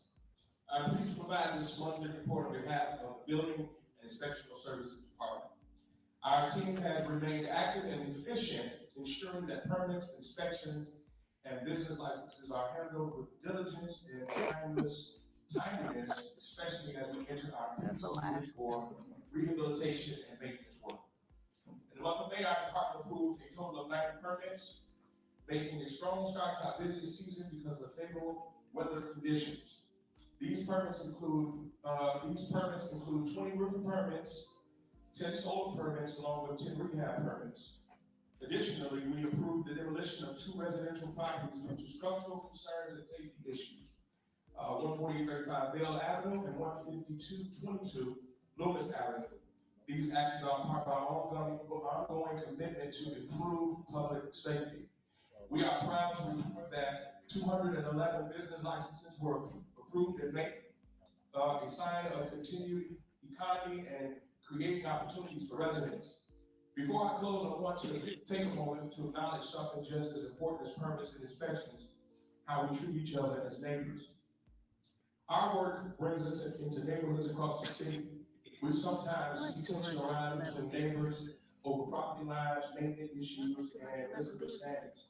While our department will always do its part to enforce codes and mediate where necessary, many of these issues can be resolved through simple conversation and a bit of patience. Let's remember that this is our community. The success of Harvey depends not just on city services or officials, but on each of us making the effort to cooperate and show mutual respect. Together we can continue to build not just better homes and businesses, but a stronger, more unified city. This concludes my report. Where did you get 211 business licenses? I would like to know where they at. Where those businesses at? And where they open? 211? That's quite a few. Good evening, I'm Alexia Hall, Director of Communications for the city. Our department is continuing to focus on what 211 businesses did he give license to though? That's what he just said in May. Where representatives from Cook County Animal Control and the Animal Cruelty Society were on hand for a discussion on animal control in the city. So a big thank you to all who joined us. As many of you know, the city produced an open newsletter, which is called the Harvey Pulse. Thank you all for sharing your resounding positive feedback via a survey that we recently created. So far, we've had about 50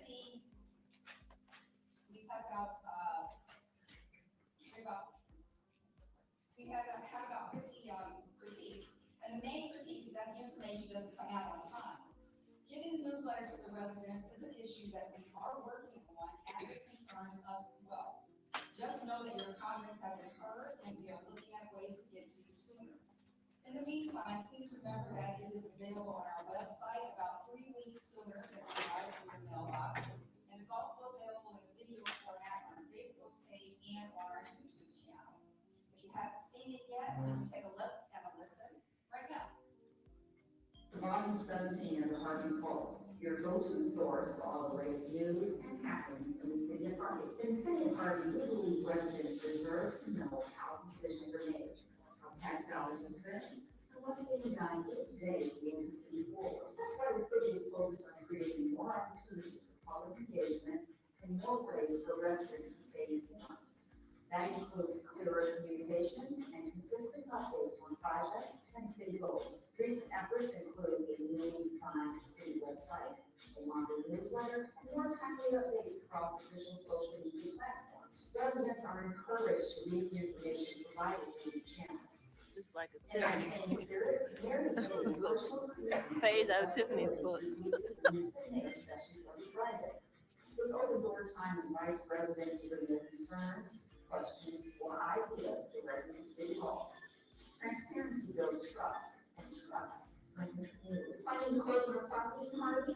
Don't forget to apply for a real estate transfer stamp at least 5 business days before the closing date. Application can be submitted in person at City Hall or online at cityofharvey.il.gov. All details and required forms are available on our website. All dogs and cats in the city of Harvey must be registered. Residents can stop by the clerk's office to complete registration to ensure pets are safe and accounted for. Last month, the fire department hosted a CPR training for senior residents. The training equips participants to act quickly in the event of a cardiac emergency, where knowing CPR can increase survival rates by up to 50%. Those interested in future classes can call 708-331-7720 to register. Residents are also encouraged to sign up with Smart 911. This free service allows you to create a safety profile with critical personal information such as medical history and emergency contacts. That information is instantly shared with dispatchers during a 911 call, even if the caller is unable to speak. You can sign up at smart911.com. If you've interacted with the building department, we want to hear from you to better understand your experience and shape future improvements. The survey link is included in the printed edition of the newsletter and forms throughout City Hall and is available on the city's website.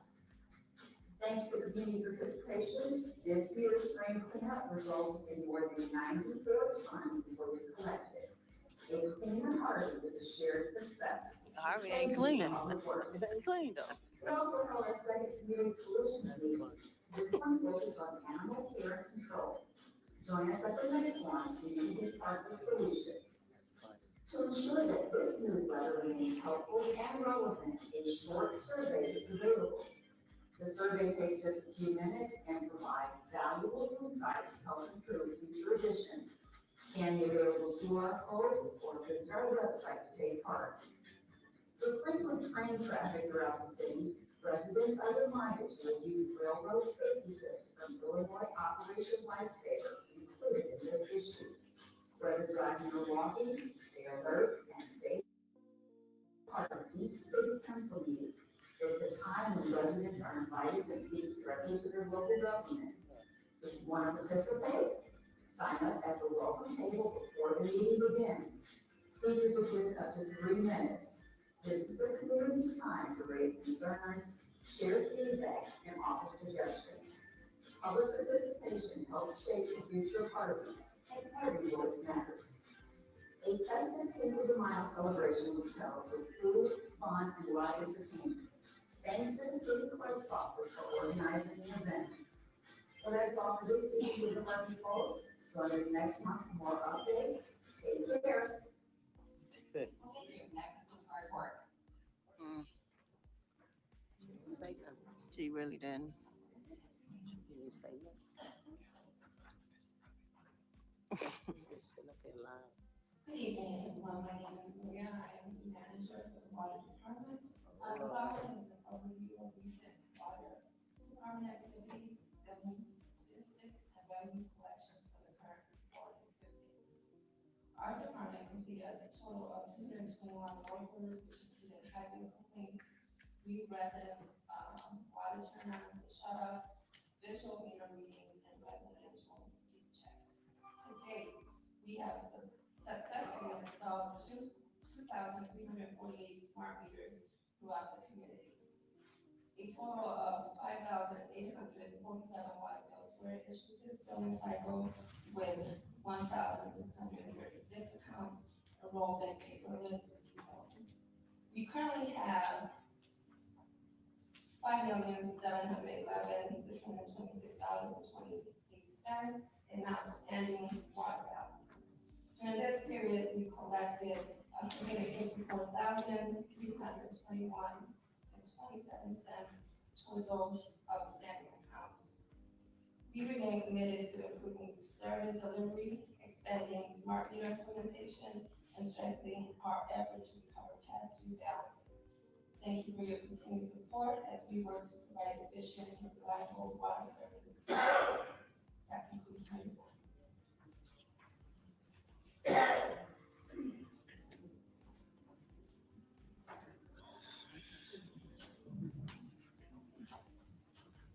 Good evening. I'm the Director of Human Resources. The Human Resource Department is working on making our interview process better. A positive experience can increase the likelihood of job offers by 66%. The Human Resource Department thrives on efficiency, clarity, and communication.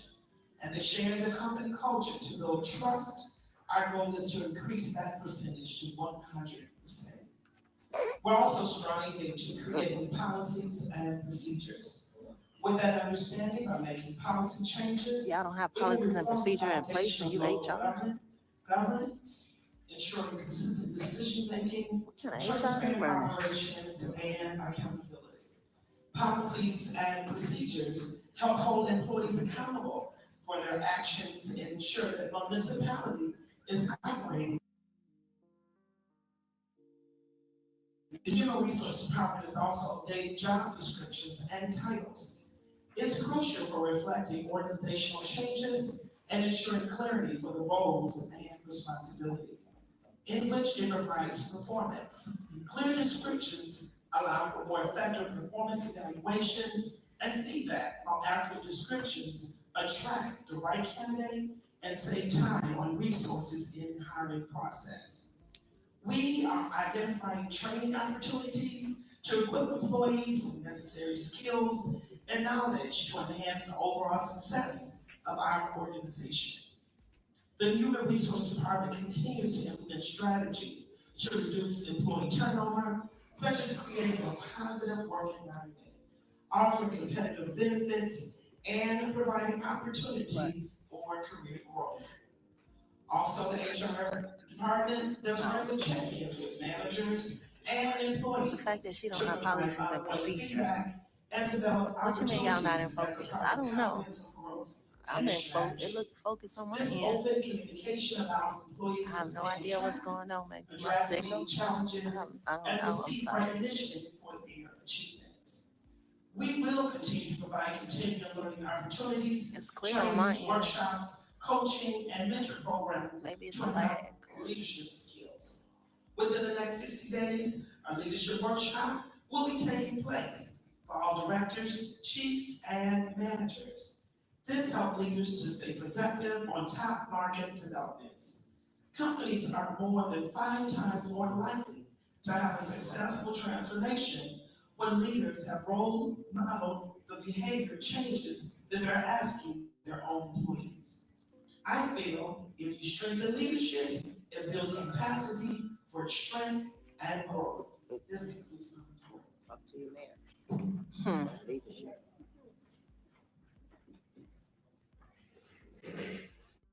He wrote the report.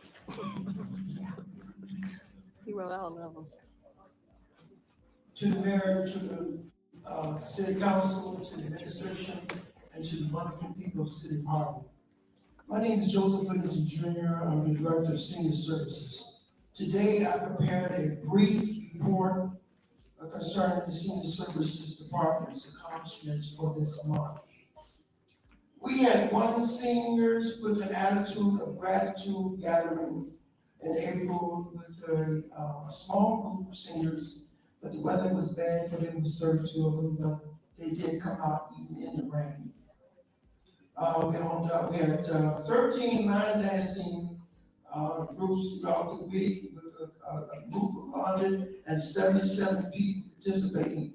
We're finding out as the senior services that wellness is what they want to do. They want to do something that's exercising and fun.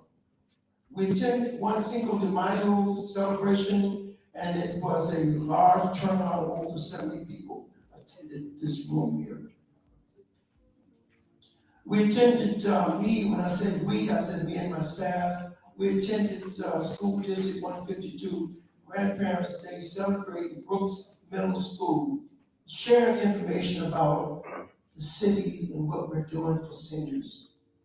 We attended one South Suburban College Strategy Planning Community Forum representing the city of Harvey, sharing what seniors need in education and in this area of for seniors.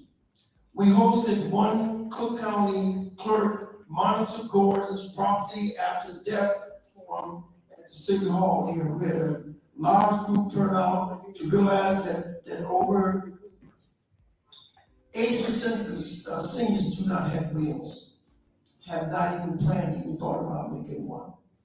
We attended one Jesse Jackson Senior Service Building for teaching people to deal with fire extinguishers workshops.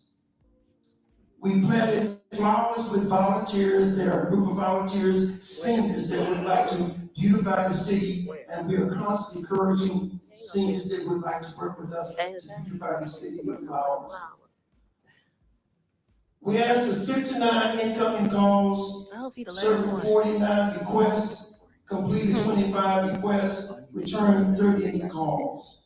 Emailed 6 emails, had 5 walk-ins.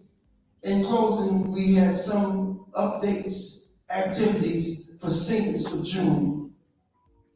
We have 2 line dancing events for Tuesdays, the 10th and the 17th at 10 o'clock, 11 o'clock, 10 to 11 here at City Hall. One bingo luncheon for June 12th at 12 to 3. We have one Juneteenth celebration, June the 18th, from 12 to 3. That is my report. Thank you very much. Thank you. No, I don't know. She said it's not in focus, but I don't. My phone rang. Maybe that was it. I have no idea. That's another report. Good evening, Mayor, members of the City Council, and residents.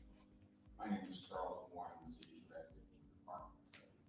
They'll never do I this. please provide monthly reports on behalf of the Revenue Department. I teamed up with the Water Department, the Building Department, and produced a more efficient and affordable way to receive transfer stamps on the online process. In the month of May, I approved a total of 88 transfer stamps with 32 pending documentation, proving our online payment process is successful.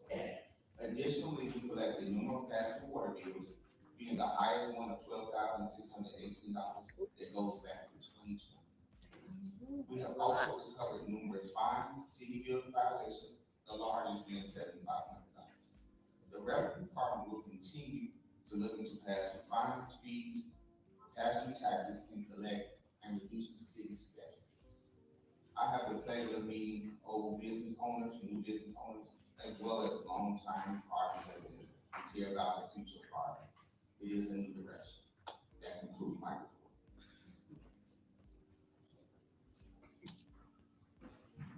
Thank you. So they've been in office 6 years. They don't have processing procedure. They don't have their shit in order. And they don't have financial reports.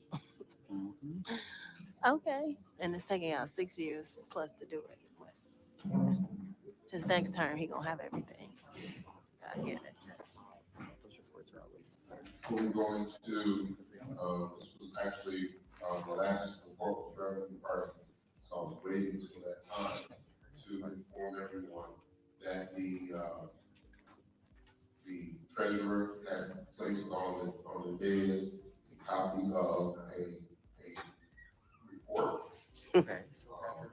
which we are going to submit to the, comptroller's office for verification, and then to the finance department, not finance department, finance committee. And it should be on the agenda for The next meeting. 23rd, I think it is. The 23rd, meeting for the 23rd, so it should be on that, agenda at that particular point in time. Yes. Violations we sent out. That's why. And we are very appreciative. You know why, right? We got them violations. The, report. Hmm. Now, We sent out them open meetings act violations for the treasurer's report. I'm trying to be brief. Cause he's stupid. First, just to make sure, especially those that are watching, public comment is just that, it is public comment, it's public opinion. It does not necessarily mean that what the commenters are saying is true. Yes, it is. It just means that they have a right under the First Amendment to express themselves and their opinion regarding certain matters. It's true. So we want to make sure that everyone understands that, and we do respect those opinions as well. But once again, those opinions have not been verified either. We They have have the financials.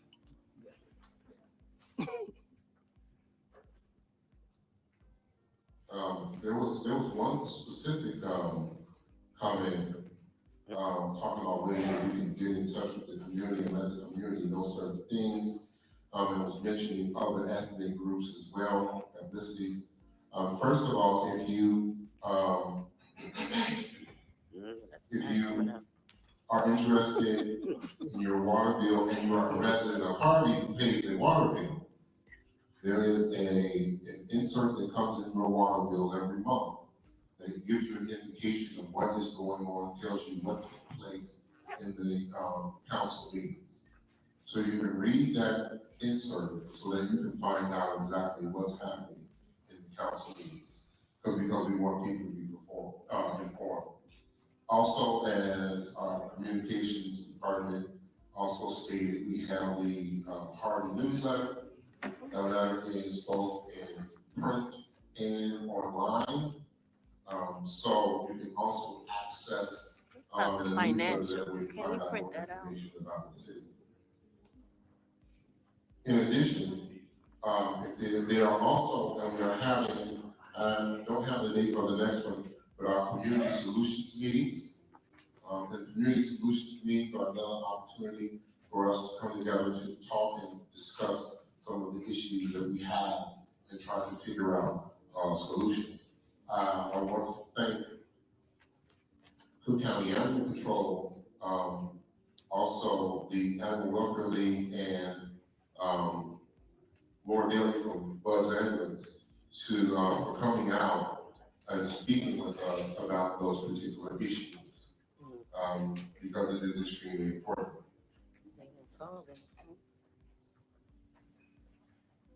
Oh, those are sororities. When he was talking about things that we have as far as other ethnicities, actually this is other ethnicities, this is everyone. We have the Mayor's Conference, the 3-on-3 soccer event that will take place this month on June 28th and 29th. There's a 3-on-3 soccer event for seven divisions. Yeah, 7 divisions. You can go online to find the information to sign up if you would like to participate. The first prize is, I think, $1,000. We have a second prize, and the second prize is $500. So, Bless you. one of the things that we sponsor so that our youth can have something to do during the summer.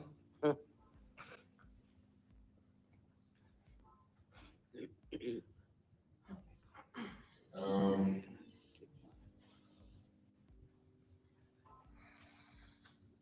trying to strike out some of the things so that I have to address all these. So here it is. What you addressing, sir?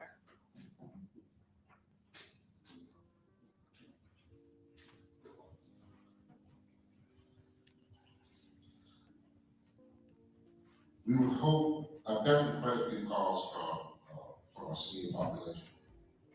And with everything that's going on and the bit of the vitriol, I hope that we can take it down a notch.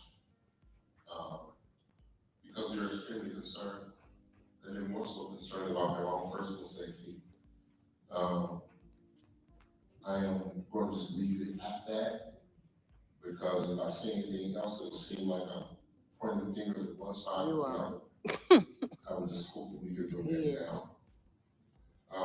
And so I want to address some of the other issues that could be addressed for that particular reason. But I do want to reiterate what our third ward alderwoman said as far as the businesses paying property taxes. Property taxes are the city's of Harvey's business, because a portion of those taxes come to the city, not just to the city of Harvey, but they also come to the library district, the school district, the park district,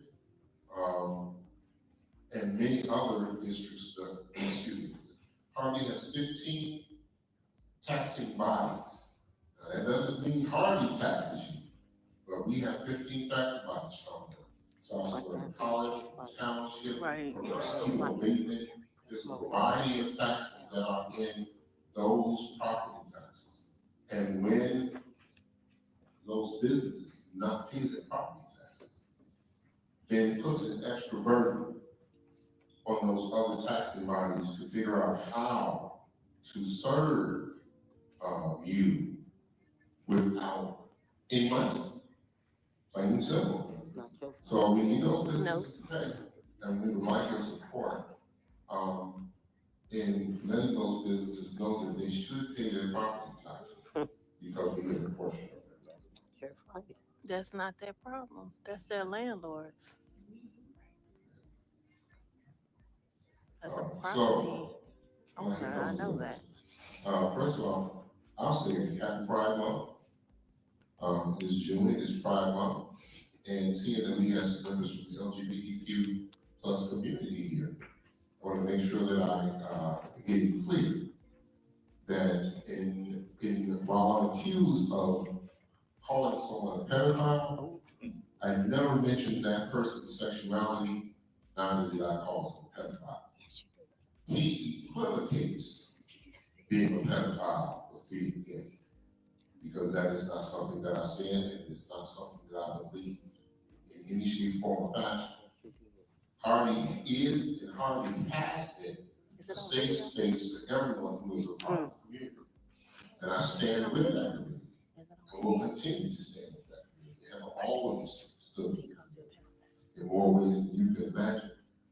And it just so happens that the person who's making a complaint about me, I represented that person as a lawyer for free. So if I have a problem with people being in the community, I think probably the first thing I wouldn't have done was represent someone for free. Recently? Now, okay. It really insults. Right. Because once again, and this is part of what you get from being in DC when the accusations come. But members of my family are also part of the community. And when my members of my family are saying, wait a minute, you know, of course they know it's not true, but the simple fact is that it makes them feel a certain way, and it makes them feel a certain way because it's being equivocated that being gay means being a pedophile. And that is not what I mean. Now, so then we can do a it's side by any side time video. where Okay. people in the community are under attack. Tag me in. You need as many people on your side as possible. You definitely do. And Harvey is, unfortunately for the rest of the world, now we may have gone crazy on some things, I will admit. But some things we are steady on. And we have always been steady on our diversity. That's why we have so many different races and ethnicities and religions in this city. We have so many people of diverse backgrounds and sexualities in this city. And unlike Chicago, where it becomes some of the most segregated, That has never really been the Harvey problem. Harvey has actually been that place where people who could not find the equality that they needed in other places, they came to Harvey. And black people came to Harvey as well, because they couldn't find that equality in other places. So Harvey has always been that. We will always support that. And we will always support the gay community. So hopefully that will put that to rest. It probably won't, because some people feel like they have, just political motives, and they're using the community in order to move that agenda forward. But it has no place here. Absolutely no place. And I say that because if there's anybody who will watch this in the future, you can understand. Not yet.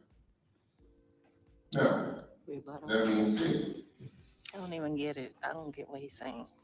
No. He just had to have the last word. I don't get it. So that is coming up. Happy Father's Day to all the fathers. You don't sound like you mean it. I'm a dad, I'm a girl dad. I'm proud to be a girl dad. Love it. And absolutely most wonderful thing. So people ask me, should I have had boys? I don't know. God didn't set it up that way. He showed us blessed when he gave me the girl. So that's all I got to say on that one. And to all the other fathers, I hope you feel the same way, whether you have girls or boys. You know what? And let me go back. That just brought me to something else that I want to speak on. Because with that LGBTQ plus issue, there's trans in there too. And there are some people who have those issues, and they have to deal with those issues. Why are we talking about this? As well. Why? I have to bring this up. So You didn't. But the bottom line is, as I was thinking about sons and daughters, I just started thinking about those family members who have children who are trans. And they have to go through the things that they have to go through because society doesn't necessarily want to understand or recognize those children. So, what is your point? I'll leave that at that when something else comes up. Happy Juneteenth. Because the next time we see you, Juneteenth will have passed. He don't have shit to And say. for those black people, He's doing a Tiffany hang. Juneteenth is extremely important. I'm glad to see that it is now a national holiday. I hope that we can once again party in peace, and we can celebrate what it truly means, because that freedom that was finally announced to those people who were in Texas, as far as them being free, as late as it was, I wasn't there, of course, but I'm pretty sure they weren't complaining when they got it. And they were happy to know. And finally, black people specifically were in a position where we were all declared free. Y'all know freedom ain't always free, but it's one step at a time, and we are building a perfect union. We know them charges ain't gonna stick. So, last but not least, I'm gonna do what I always do when things like this happen. Like what? And I hope that all of you do the same thing. First of all, I went to church the other week, and I didn't get no peace because somebody took pictures of me in church. And I had to contact my pastor and ask my pastor about it. He took pictures and they put it on Facebook. And that's okay, because maybe some other people get saved as a result. They gonna dip you twice. They gonna dip you twice. You go to church, so we go to church too. When you think you don't go to church, remember now, you need to have a relationship. You saved, sanctified, fire baptized, and have a relationship with God. Baby, they're gonna have to dip you twice. But yeah, that goes for me too, for those coming in money. It goes for me too. It goes for all of us. Oh my God. So on that note, what is this about? I'm going to It's supposed to. leave it Why are we talking about exactly church? there. And I'm going to end out my time with a scripture. Okay. Separation of church and state, man. Separation I'm of church going and state. to end I don't know. My time with the scripture. That's it, y'all. Be merciful to me, O God, be merciful. Because I come to you for safety. In the shadow of your wings, I find protection until the raging storms are over. I call to God, the I'm Most over High, him.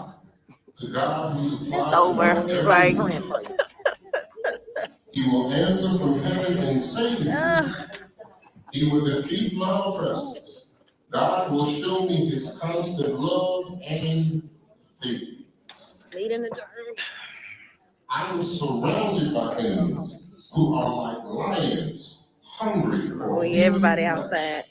Their teeth are like spears and arrows. Their tongues are like sharp swords. Thank you. Show your greatness in the sky, O God, and your glory over all the earth. I can't even be On that note, yo, I can't even be mad. that is Psalm 57. Oh Verses 1 through 5. my God. And on that note, Thank you. It's over. The meeting is over. This is gaslighting. Okay. So this is what we're gonna do. We're gonna be reviewing. Well, I'm gonna look at the heart. Are we live? You hear my voice? Okay, cool. Oh my God. This was the longest Harvey meeting I ever saw. And I've been watching Harvey meetings for the last 6-7 months now. They're only like 50 meetings and they get straight to the point and out. And most of the time they do not have a report, just like the last time they didn't. These reports that they gave was such grandstanding. I'm glad to see y'all was on it like kryptonite. I'm like, yo, what is going on? Shout out to the co-host tonight, Vivian. We were vibing. I'm gonna just say that. But like, what? One of the first things I'm gonna bring back, we're gonna do a little recap because y'all know I was taking notes. One of the first things I'm gonna highlight this man said 200 business license in 1 month. I'm so glad Viv caught that because I was like 200. Wait, in 30 days? In that small square feet? Wait a minute. Capping. What they expect us not to do is pay attention to what they're saying. So what I noticed that Clerk does, as well as what you just heard them all do, grandstand, is to put a lot of hot air. Let me just put it on a smaller video just in case something happened outside. Y'all know how it is. They kind of like put a lot out there at the same time and then start drifting off. This is a form of, how can I say, manipulation, mind magic. Let me see what's about to happen out here. They playing mind magic. Oh my gosh. He wrote all of that. He wrote it himself. So that's all. Oh, so they saying that the reports. Okay, they saying that the reports that they wrote, that he gave was written. All right, so let me just recap. Let's just recap this a little bit because you know what I like to do. Shout out to everybody in the audience. Thank you again for being here. Please hit the like button, as you know. Share. Get Grace Levi work out there before somebody steal what I say and say, you know what? We need to get this platform out. Okay. Thank you guys. Thank you so much. I'm pushing hard. Okay. We got less than 60 days for Alexis Butterfly release. And I do want to tell y'all that I feel like the hit that I got on this channel was purposely. And I'm just a little tight because we have a agenda here and we're really trying to help Cara get some justice. So please hit the like button. But let's get back to the subject matter. Now, 200 business license. Can y'all tell me? Stop the cap. Let me know if y'all believe that, okay? Just let me know if y'all believe 200 business licenses happen in 30 days. Oh, also, let's just get to the police report. The police report said they had 2,955 calls. I want you guys to listen. In 30 days, they allegedly gave 120 moving violations, which I think can be more. Especially if you look at the video that Ryan was showing the other day. 120 in 60 days. We're going to say 4 tickets a day. I'm assuming it's a little bit more than that. But you guys pay attention to what's going on. He also said something about 84 tolls. That's a red light. 120 tickets and 83 tows. That is a lot. That sounds like something is going on. You don't just tow people cars. That's not typical. So, guys, get on them about that. Figure out what's going on with the tow. What type of towing company do they got in Harvey? Because y'all remember in Dalton, they had that lawsuit with the towing company. I believe it was Gregory Towing Company, maybe off the top of my head. But that was the same towing company that was in bed with Hingyard at one time, going in people's private properties, towing their cars and stuff. Mm-hmm. Let's look up how you said how much bigger is Harvey than Dalton. We're gonna look that up. I'm gonna look that up as I go over that. So hold on one second. The other thing I wanted to go into is they talked about this piping project, and I believe, just like everybody else noticed, that it was a setup. You know what I'm saying? What I've noticed Clark do is that when he has presentations, he don't really let people come and do presentations in the middle of meetings. Like he kind of set something up on the side and make it so big and grandiose. So I don't know if this was a last minute thing, but they said that this project was allegedly free. I asked you guys do look into it because the longevity of the contract, it says to 2037. That is literally like almost 11, 12 years from now. And to have such a long contract, you really have to pay attention to the details. Because it may be, they said free, but I'm not 100% sure. So I just wanted to highlight that because that right there is something that is important to Harvey, and it goes to infrastructure issues. But if you have a nonprofit organization that is getting resources, as she say, to pay to get these things redone, to look for lead, because it sound like it's a lead project, it'll be good. But I think y'all should attend the meeting, ask the questions, and see what it's actually about. Okay. What else? All right. What on one of the comments, the gentleman was talking about all the fees because basically that alderwoman was saying, "Oh, y'all talking shit, but y'all don't pay. Y'all don't pay." So basically, they come back was, "Y'all don't pay us. F you pay us. You ain't paying. You want to talk crap." But the problem is the increased fees. She said it's increased fees for payment transactions when you're making government payment transaction with your credit card, increased fees for transfer property fees, increased fines. Now, where is this money coming from again? Not only are we facing inflation, but we're, as Americans, facing tremendous job loss, high taxations. And look at Robert. I see Ryan eyes popped open. Thank you, Laura. Thank you for the cash app. I appreciate you. Thank you so much. I just saw Ryan eyes when I looked into the thing. His eyes was all big, telling people off. We're gonna recap this a little bit, but I want to hit some of these things. Also, I want to say this. I see that the residents of Harvey, they are really well informed. Like when I was listening to them, they are on it. They know what they need done. And they seem like they have an idea how they want to move forward. And I like that. I was like, oh, she on it, because they was talking about the piping. She was talking about what else she was talking about? When she was talking about the lead resources, where they can get resources from. A few residents said some key things to make me really, really like see that they've been putting their work in. So they have, and I'm not mad at them. And I'm glad that they're getting the spotlight now, because I think they have been talking about these issues, but it's just you have to get the people buzzing, and that's why we're here. That's why we're all streaming. That's why we're all talking about it, finding a way to put the light on it to make this go viral. Now, the best thing tonight is that Missy, let's put her on the screen. They trying to stop the fire. We were saying go get her, start emailing her, ask her for the report. So allegedly they have a report that they're going to submit to all of these chain of people, which is the comptroller, then the board, and then it's going to get to you guys. So hopefully they upload it. We'll get to see it, get to look at it, and dig deep into it. Yeah, but she definitely folded really fast. I'm just going to say that. She folded really fast. Hold on, what else we got? Oh my God. Now that guy who was talking about the property, I guess he was in charge of the housing department. How do you have 82 houses to sell?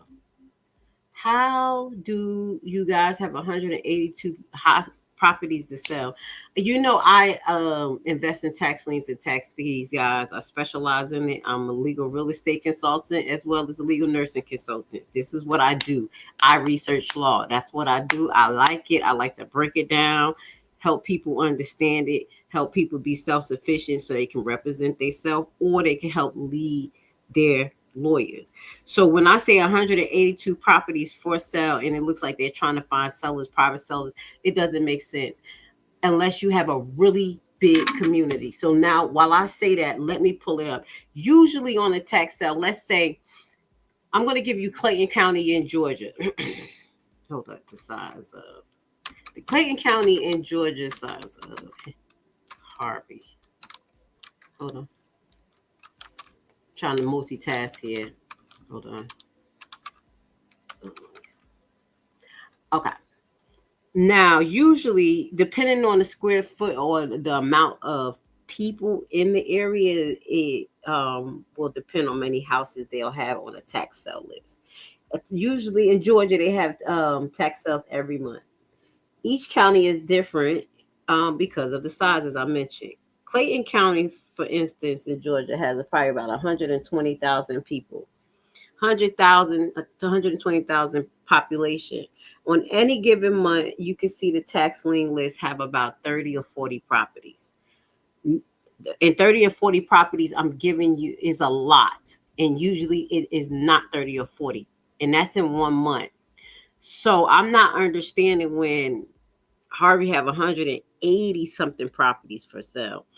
I'm going to see what's the square foot? How big is it? A population?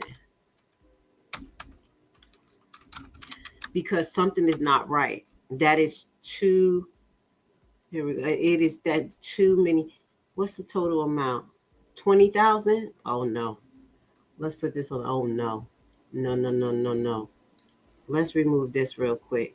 Something's not right. They do have an issue because for it to be 20,000 people. Harvey, Illinois had a population. This is in 2020. Okay, so we're a few years behind, but I just pulled this up.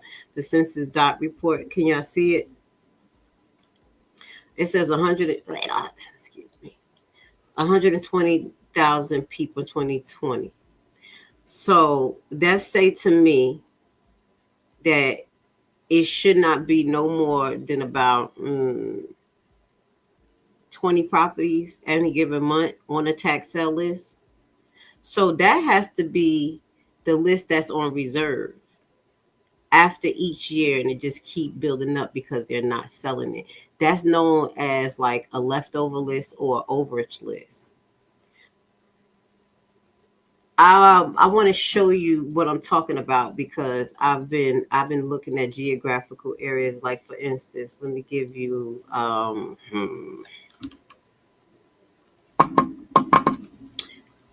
right. I was about to show you something, but it's going to get too complicated because I want you guys to understand how much of this is a problem.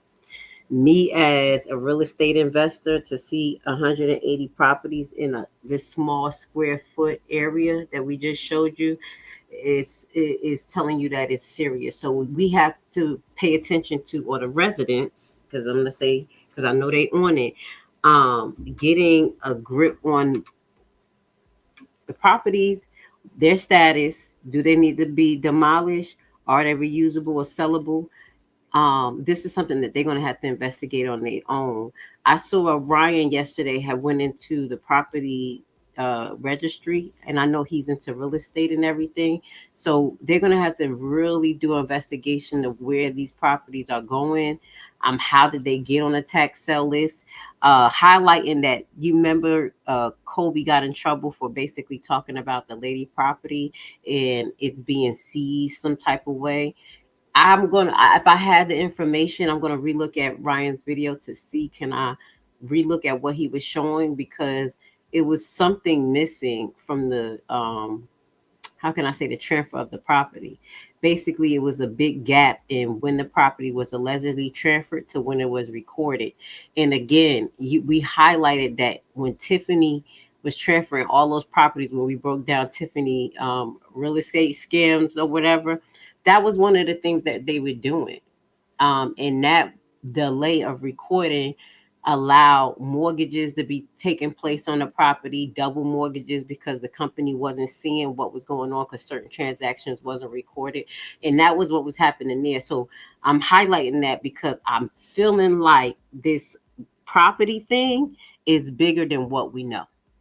Also, we're going to do some research into some other areas into real estate and law and eminent domain, because I do not believe that the mayor has the right to call eminent domain on a property when there is no, like, how can I say, real issue or real demand.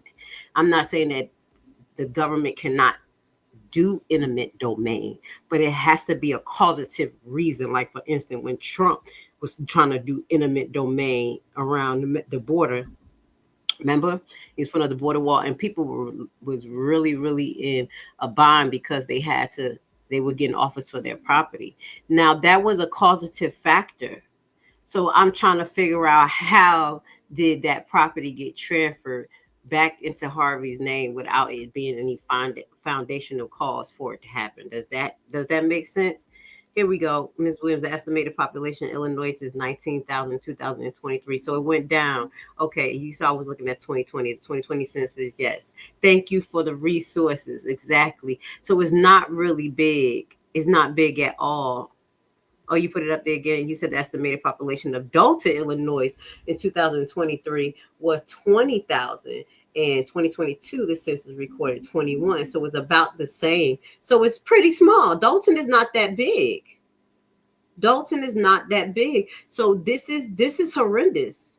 This is a horrendous problem. Thank you, Ms. Williams. Thank you for being a fact finder tonight, because I'm moving kind of slow. I'm drinking a black cup of coffee trying to get myself up. I really appreciate you. Thank you so much. Interesting, that part. He says that's part of my interest. Our town is 20K.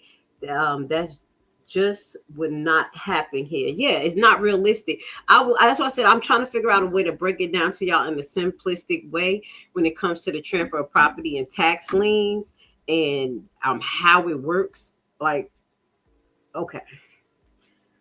Like I just told you, you have a population of 120,000, and the average tax sale list is only 30 or 40 properties per month. And then because it is an area that may be on demand, people actually participate and buy the properties. So I'm trying to give Harvey the benefit of the doubt that their properties may not be moving at their tax sale. So these properties are leftover properties that are standing and that is not receiving any taxation. So he may be doing exactly what the housing program was trying to do in Dalton. We're finding creative ways to get rid of these houses. Now, I'm surprised that they didn't start talking about the land bank. And you know what went wrong with the land bank. Basically, they were just giving the land bank the properties under the guise that they were going to be able to collect taxes under it. You remember that big old argument? And they was like, well, basically, you should negotiate with the land bank. So I want to see what creative ideas that gentleman is coming up with, that Caucasian guy. I don't know who he is, so hopefully we can do some research. He looks like he is the housing department specialist, because usually they don't have a report. I'm trying to look up real quick Illinois tax lien sale, because I think it's I think it is every 6 months. No, it says Illinois is a tax lien sale with 2-year redemption time. All right, so the county clerk hosts this annual sale. I'm trying to figure out when do they have it. It's 2 years. It's a 2-year redemption time.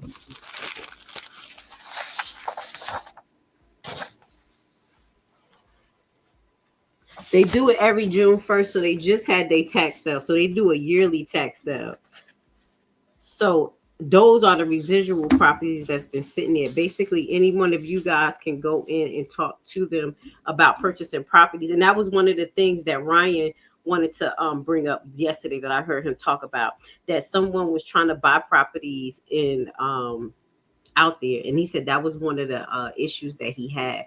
He said that one of the buildings they wanted to basically rip down and demolish, and he had a buyer for it.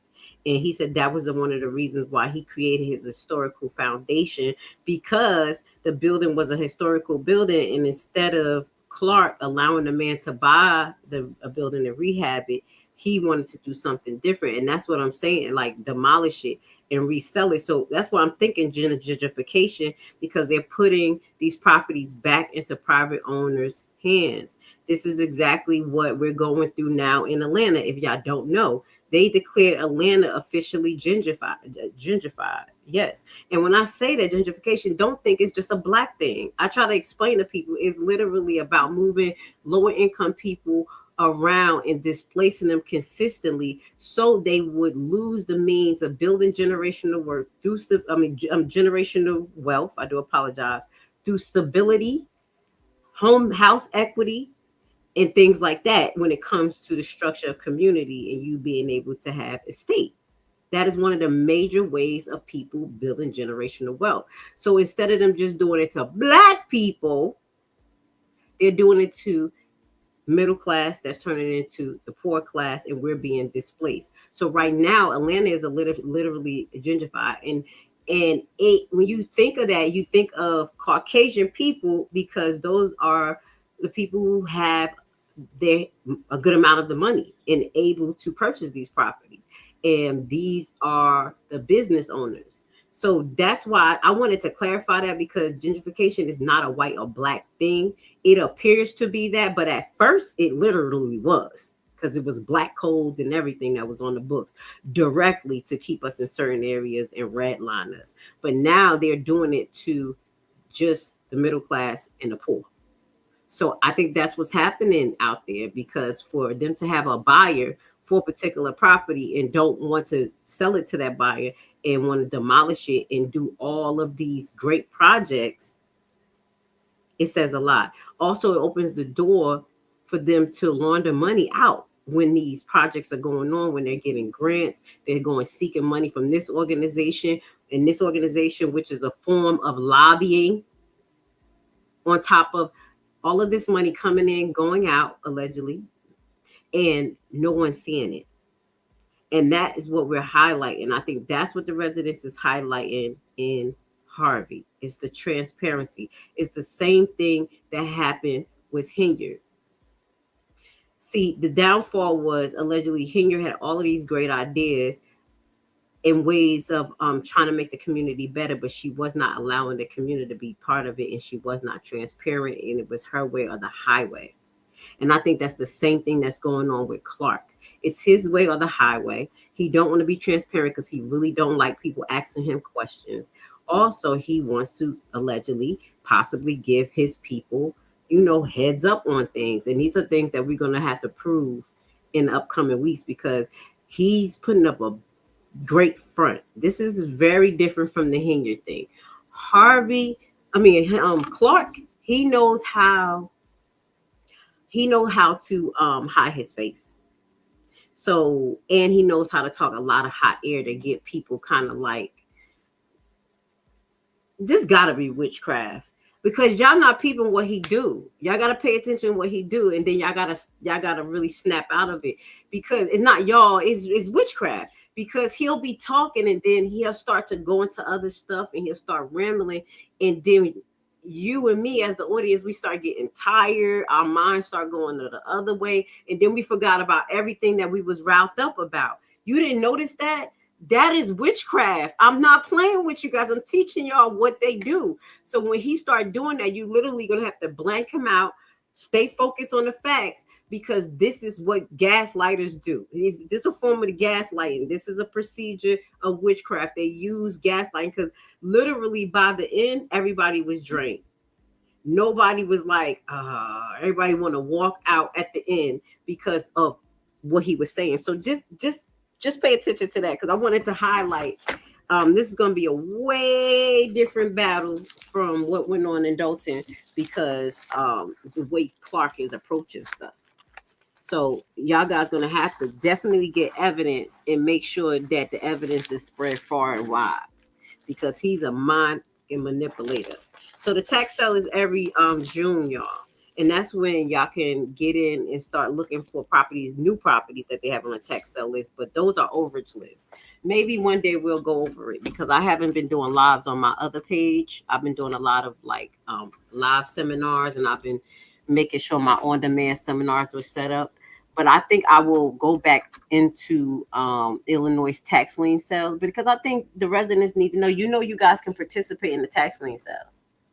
As long as you don't have an interest in that vested property, like as your family, like it's someone in direct connection with you, you can participate. The government officials are not supposed to participate. It's against the law. It's against the law for their families to participate, like, first of kin, second of kin. But I think that's some of the stuff that's going on around there. And yeah. What else they said? Let's go into it. I said I got that. I'm gonna look at my notes. I think those are the things that we highlighted. I highlighted in this meeting. Also, yes. Now, if y'all got this lady number, she said you could call me. She talking hot mess. That's gonna be the last because we about 3 hours. This lady right here, she was talking hot garbage, and she said y'all basically could call her. Yes, I do got the right number because I had wrote it down. Let's take this comment off. Thank you guys for being here tonight. I enjoy your company. I really do. I really enjoy your company, and thank you for the super chat. Anything that y'all send, and like I said, between now and July 15th is all going to Alexis as far as the super chats and my memberships, and we're going to be using it for the butterfly release. We already got secure 1 box of butterflies that I'm donating. I will be securing that on the 15th. And then mom want 2 boxes of butterflies, but if we can work on that together, I would love to. So I secured the first box of butterflies, and they're about $650 something. And I guess we'll try to get as much money as possible to help mom get the second box of butterflies. So thank you so much, Miss Reck. I love you.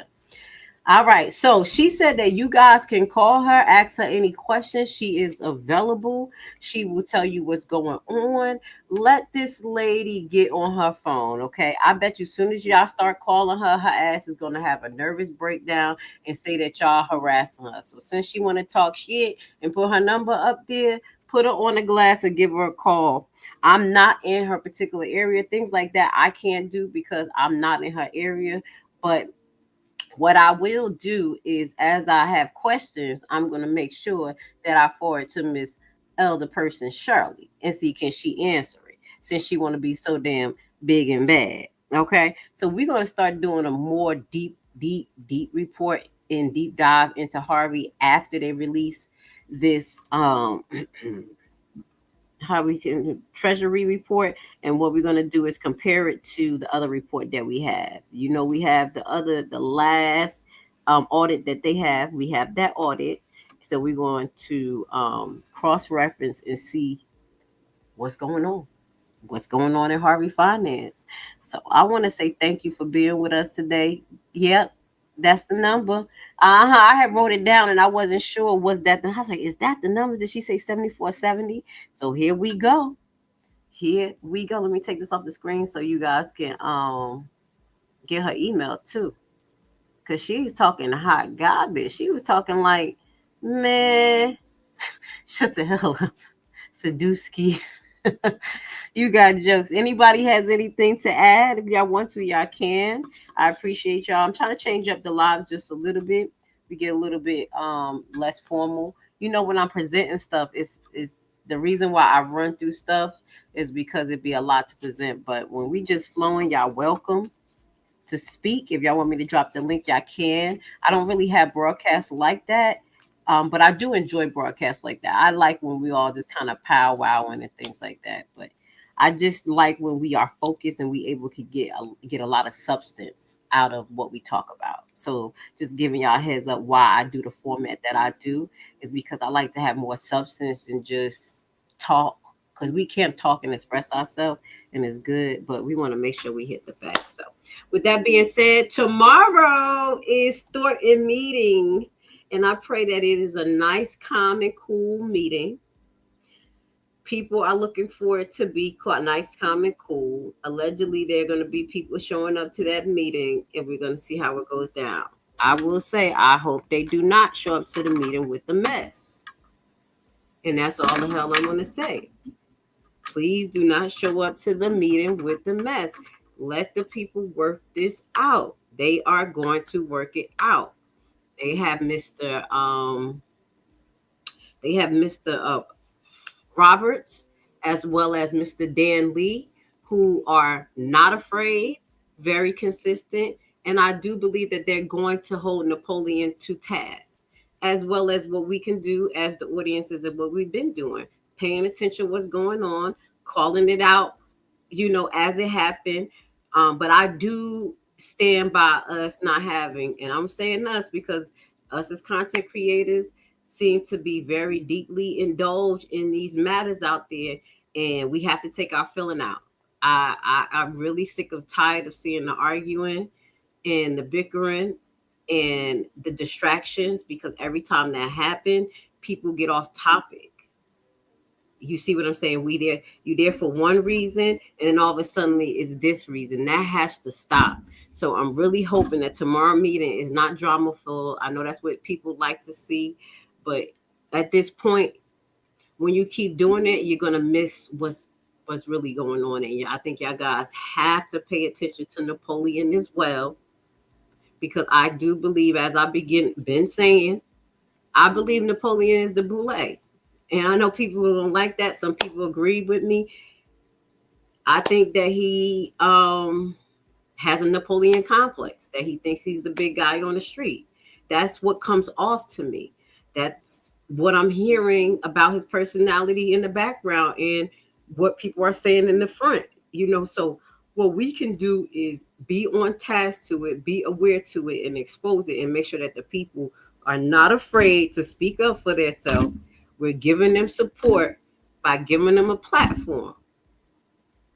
That's all I'm going to do. That's all I think that YouTubers should do, us as advocates and activists should do, and really lay off of causing issues in other people's town. I said what the hell I said. I'm being nice, but at this point, like I said, I'm not going to hold my tongue for unrighteousness. I'm not going to hold my tongue to be politically correct. I'm not going to tell people off or act all belligerent and crazy, but I am going to speak my piece. Some of this stuff is really unnecessary. Point blank, period. So if we can unite and be separate and be different and work together, that's good. But like I said, let me give y'all an example. In Dalton, some people value me and some people don't value me. And where I'm not valued, I don't go.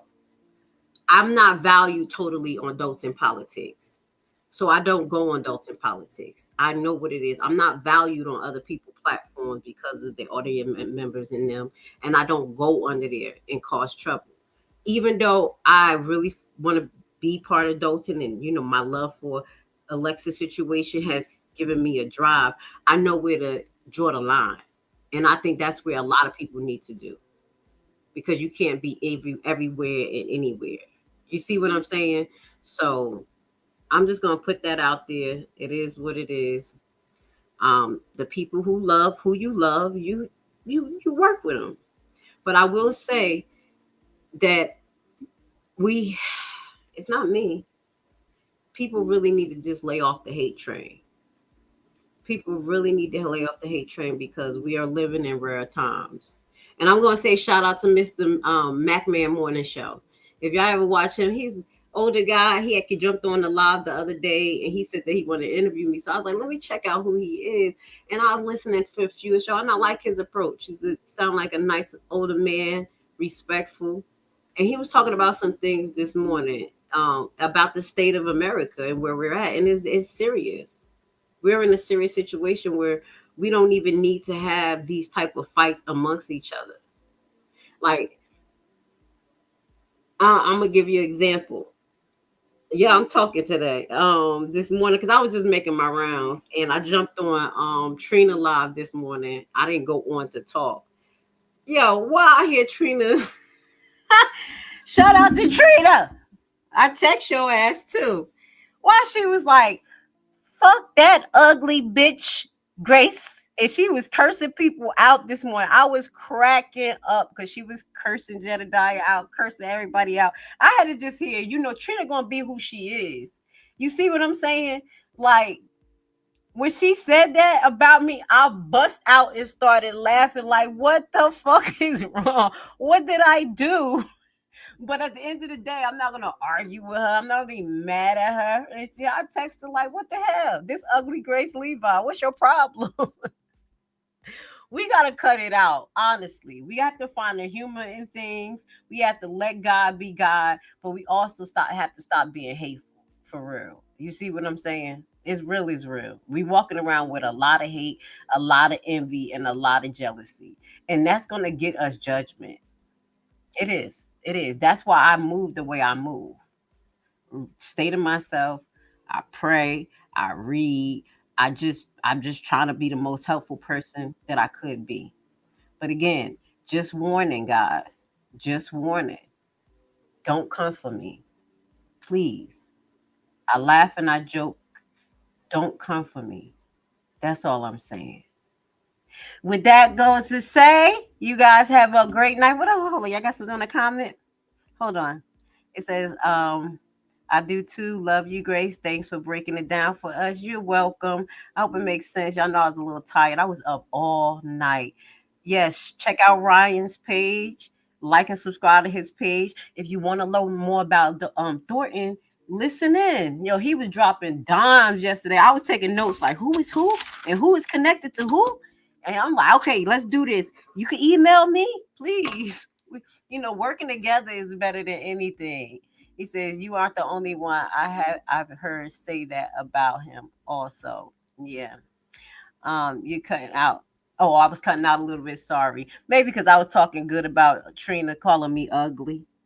Talking about ugly ass Grace Levi. I was like, what the hell?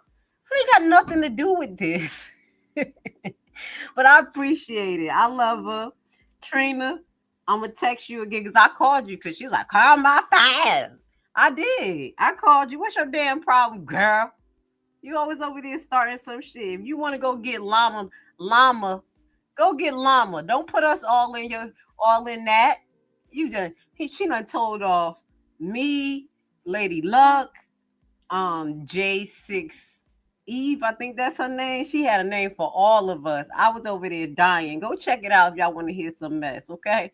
Just know that I'm not taking anything personal, and I think a lot of content creators, other people shouldn't take it personal unless you have somebody gang stalking you, you know what I'm saying, try and destroy your page.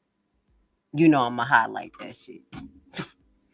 Y'all better stop gang stalking me. Love you guys. Have a great evening, and I'll talk to you later. Until then, you know what we doing. Guys, this is Super Mayor Tiffany A. here, the People's Mayor. So, you guys doing a lot of snitching. Let my snitching for you. I love a good jam. And I'm SINGLE again, outside hanging out the window with my wretched ass friends. Let's go! Go, Karen. Let's go! Karen. Hide the money, y'all. There's poor people around. With your broke ass. Hey, everybody clap your hands. They not like us. I took a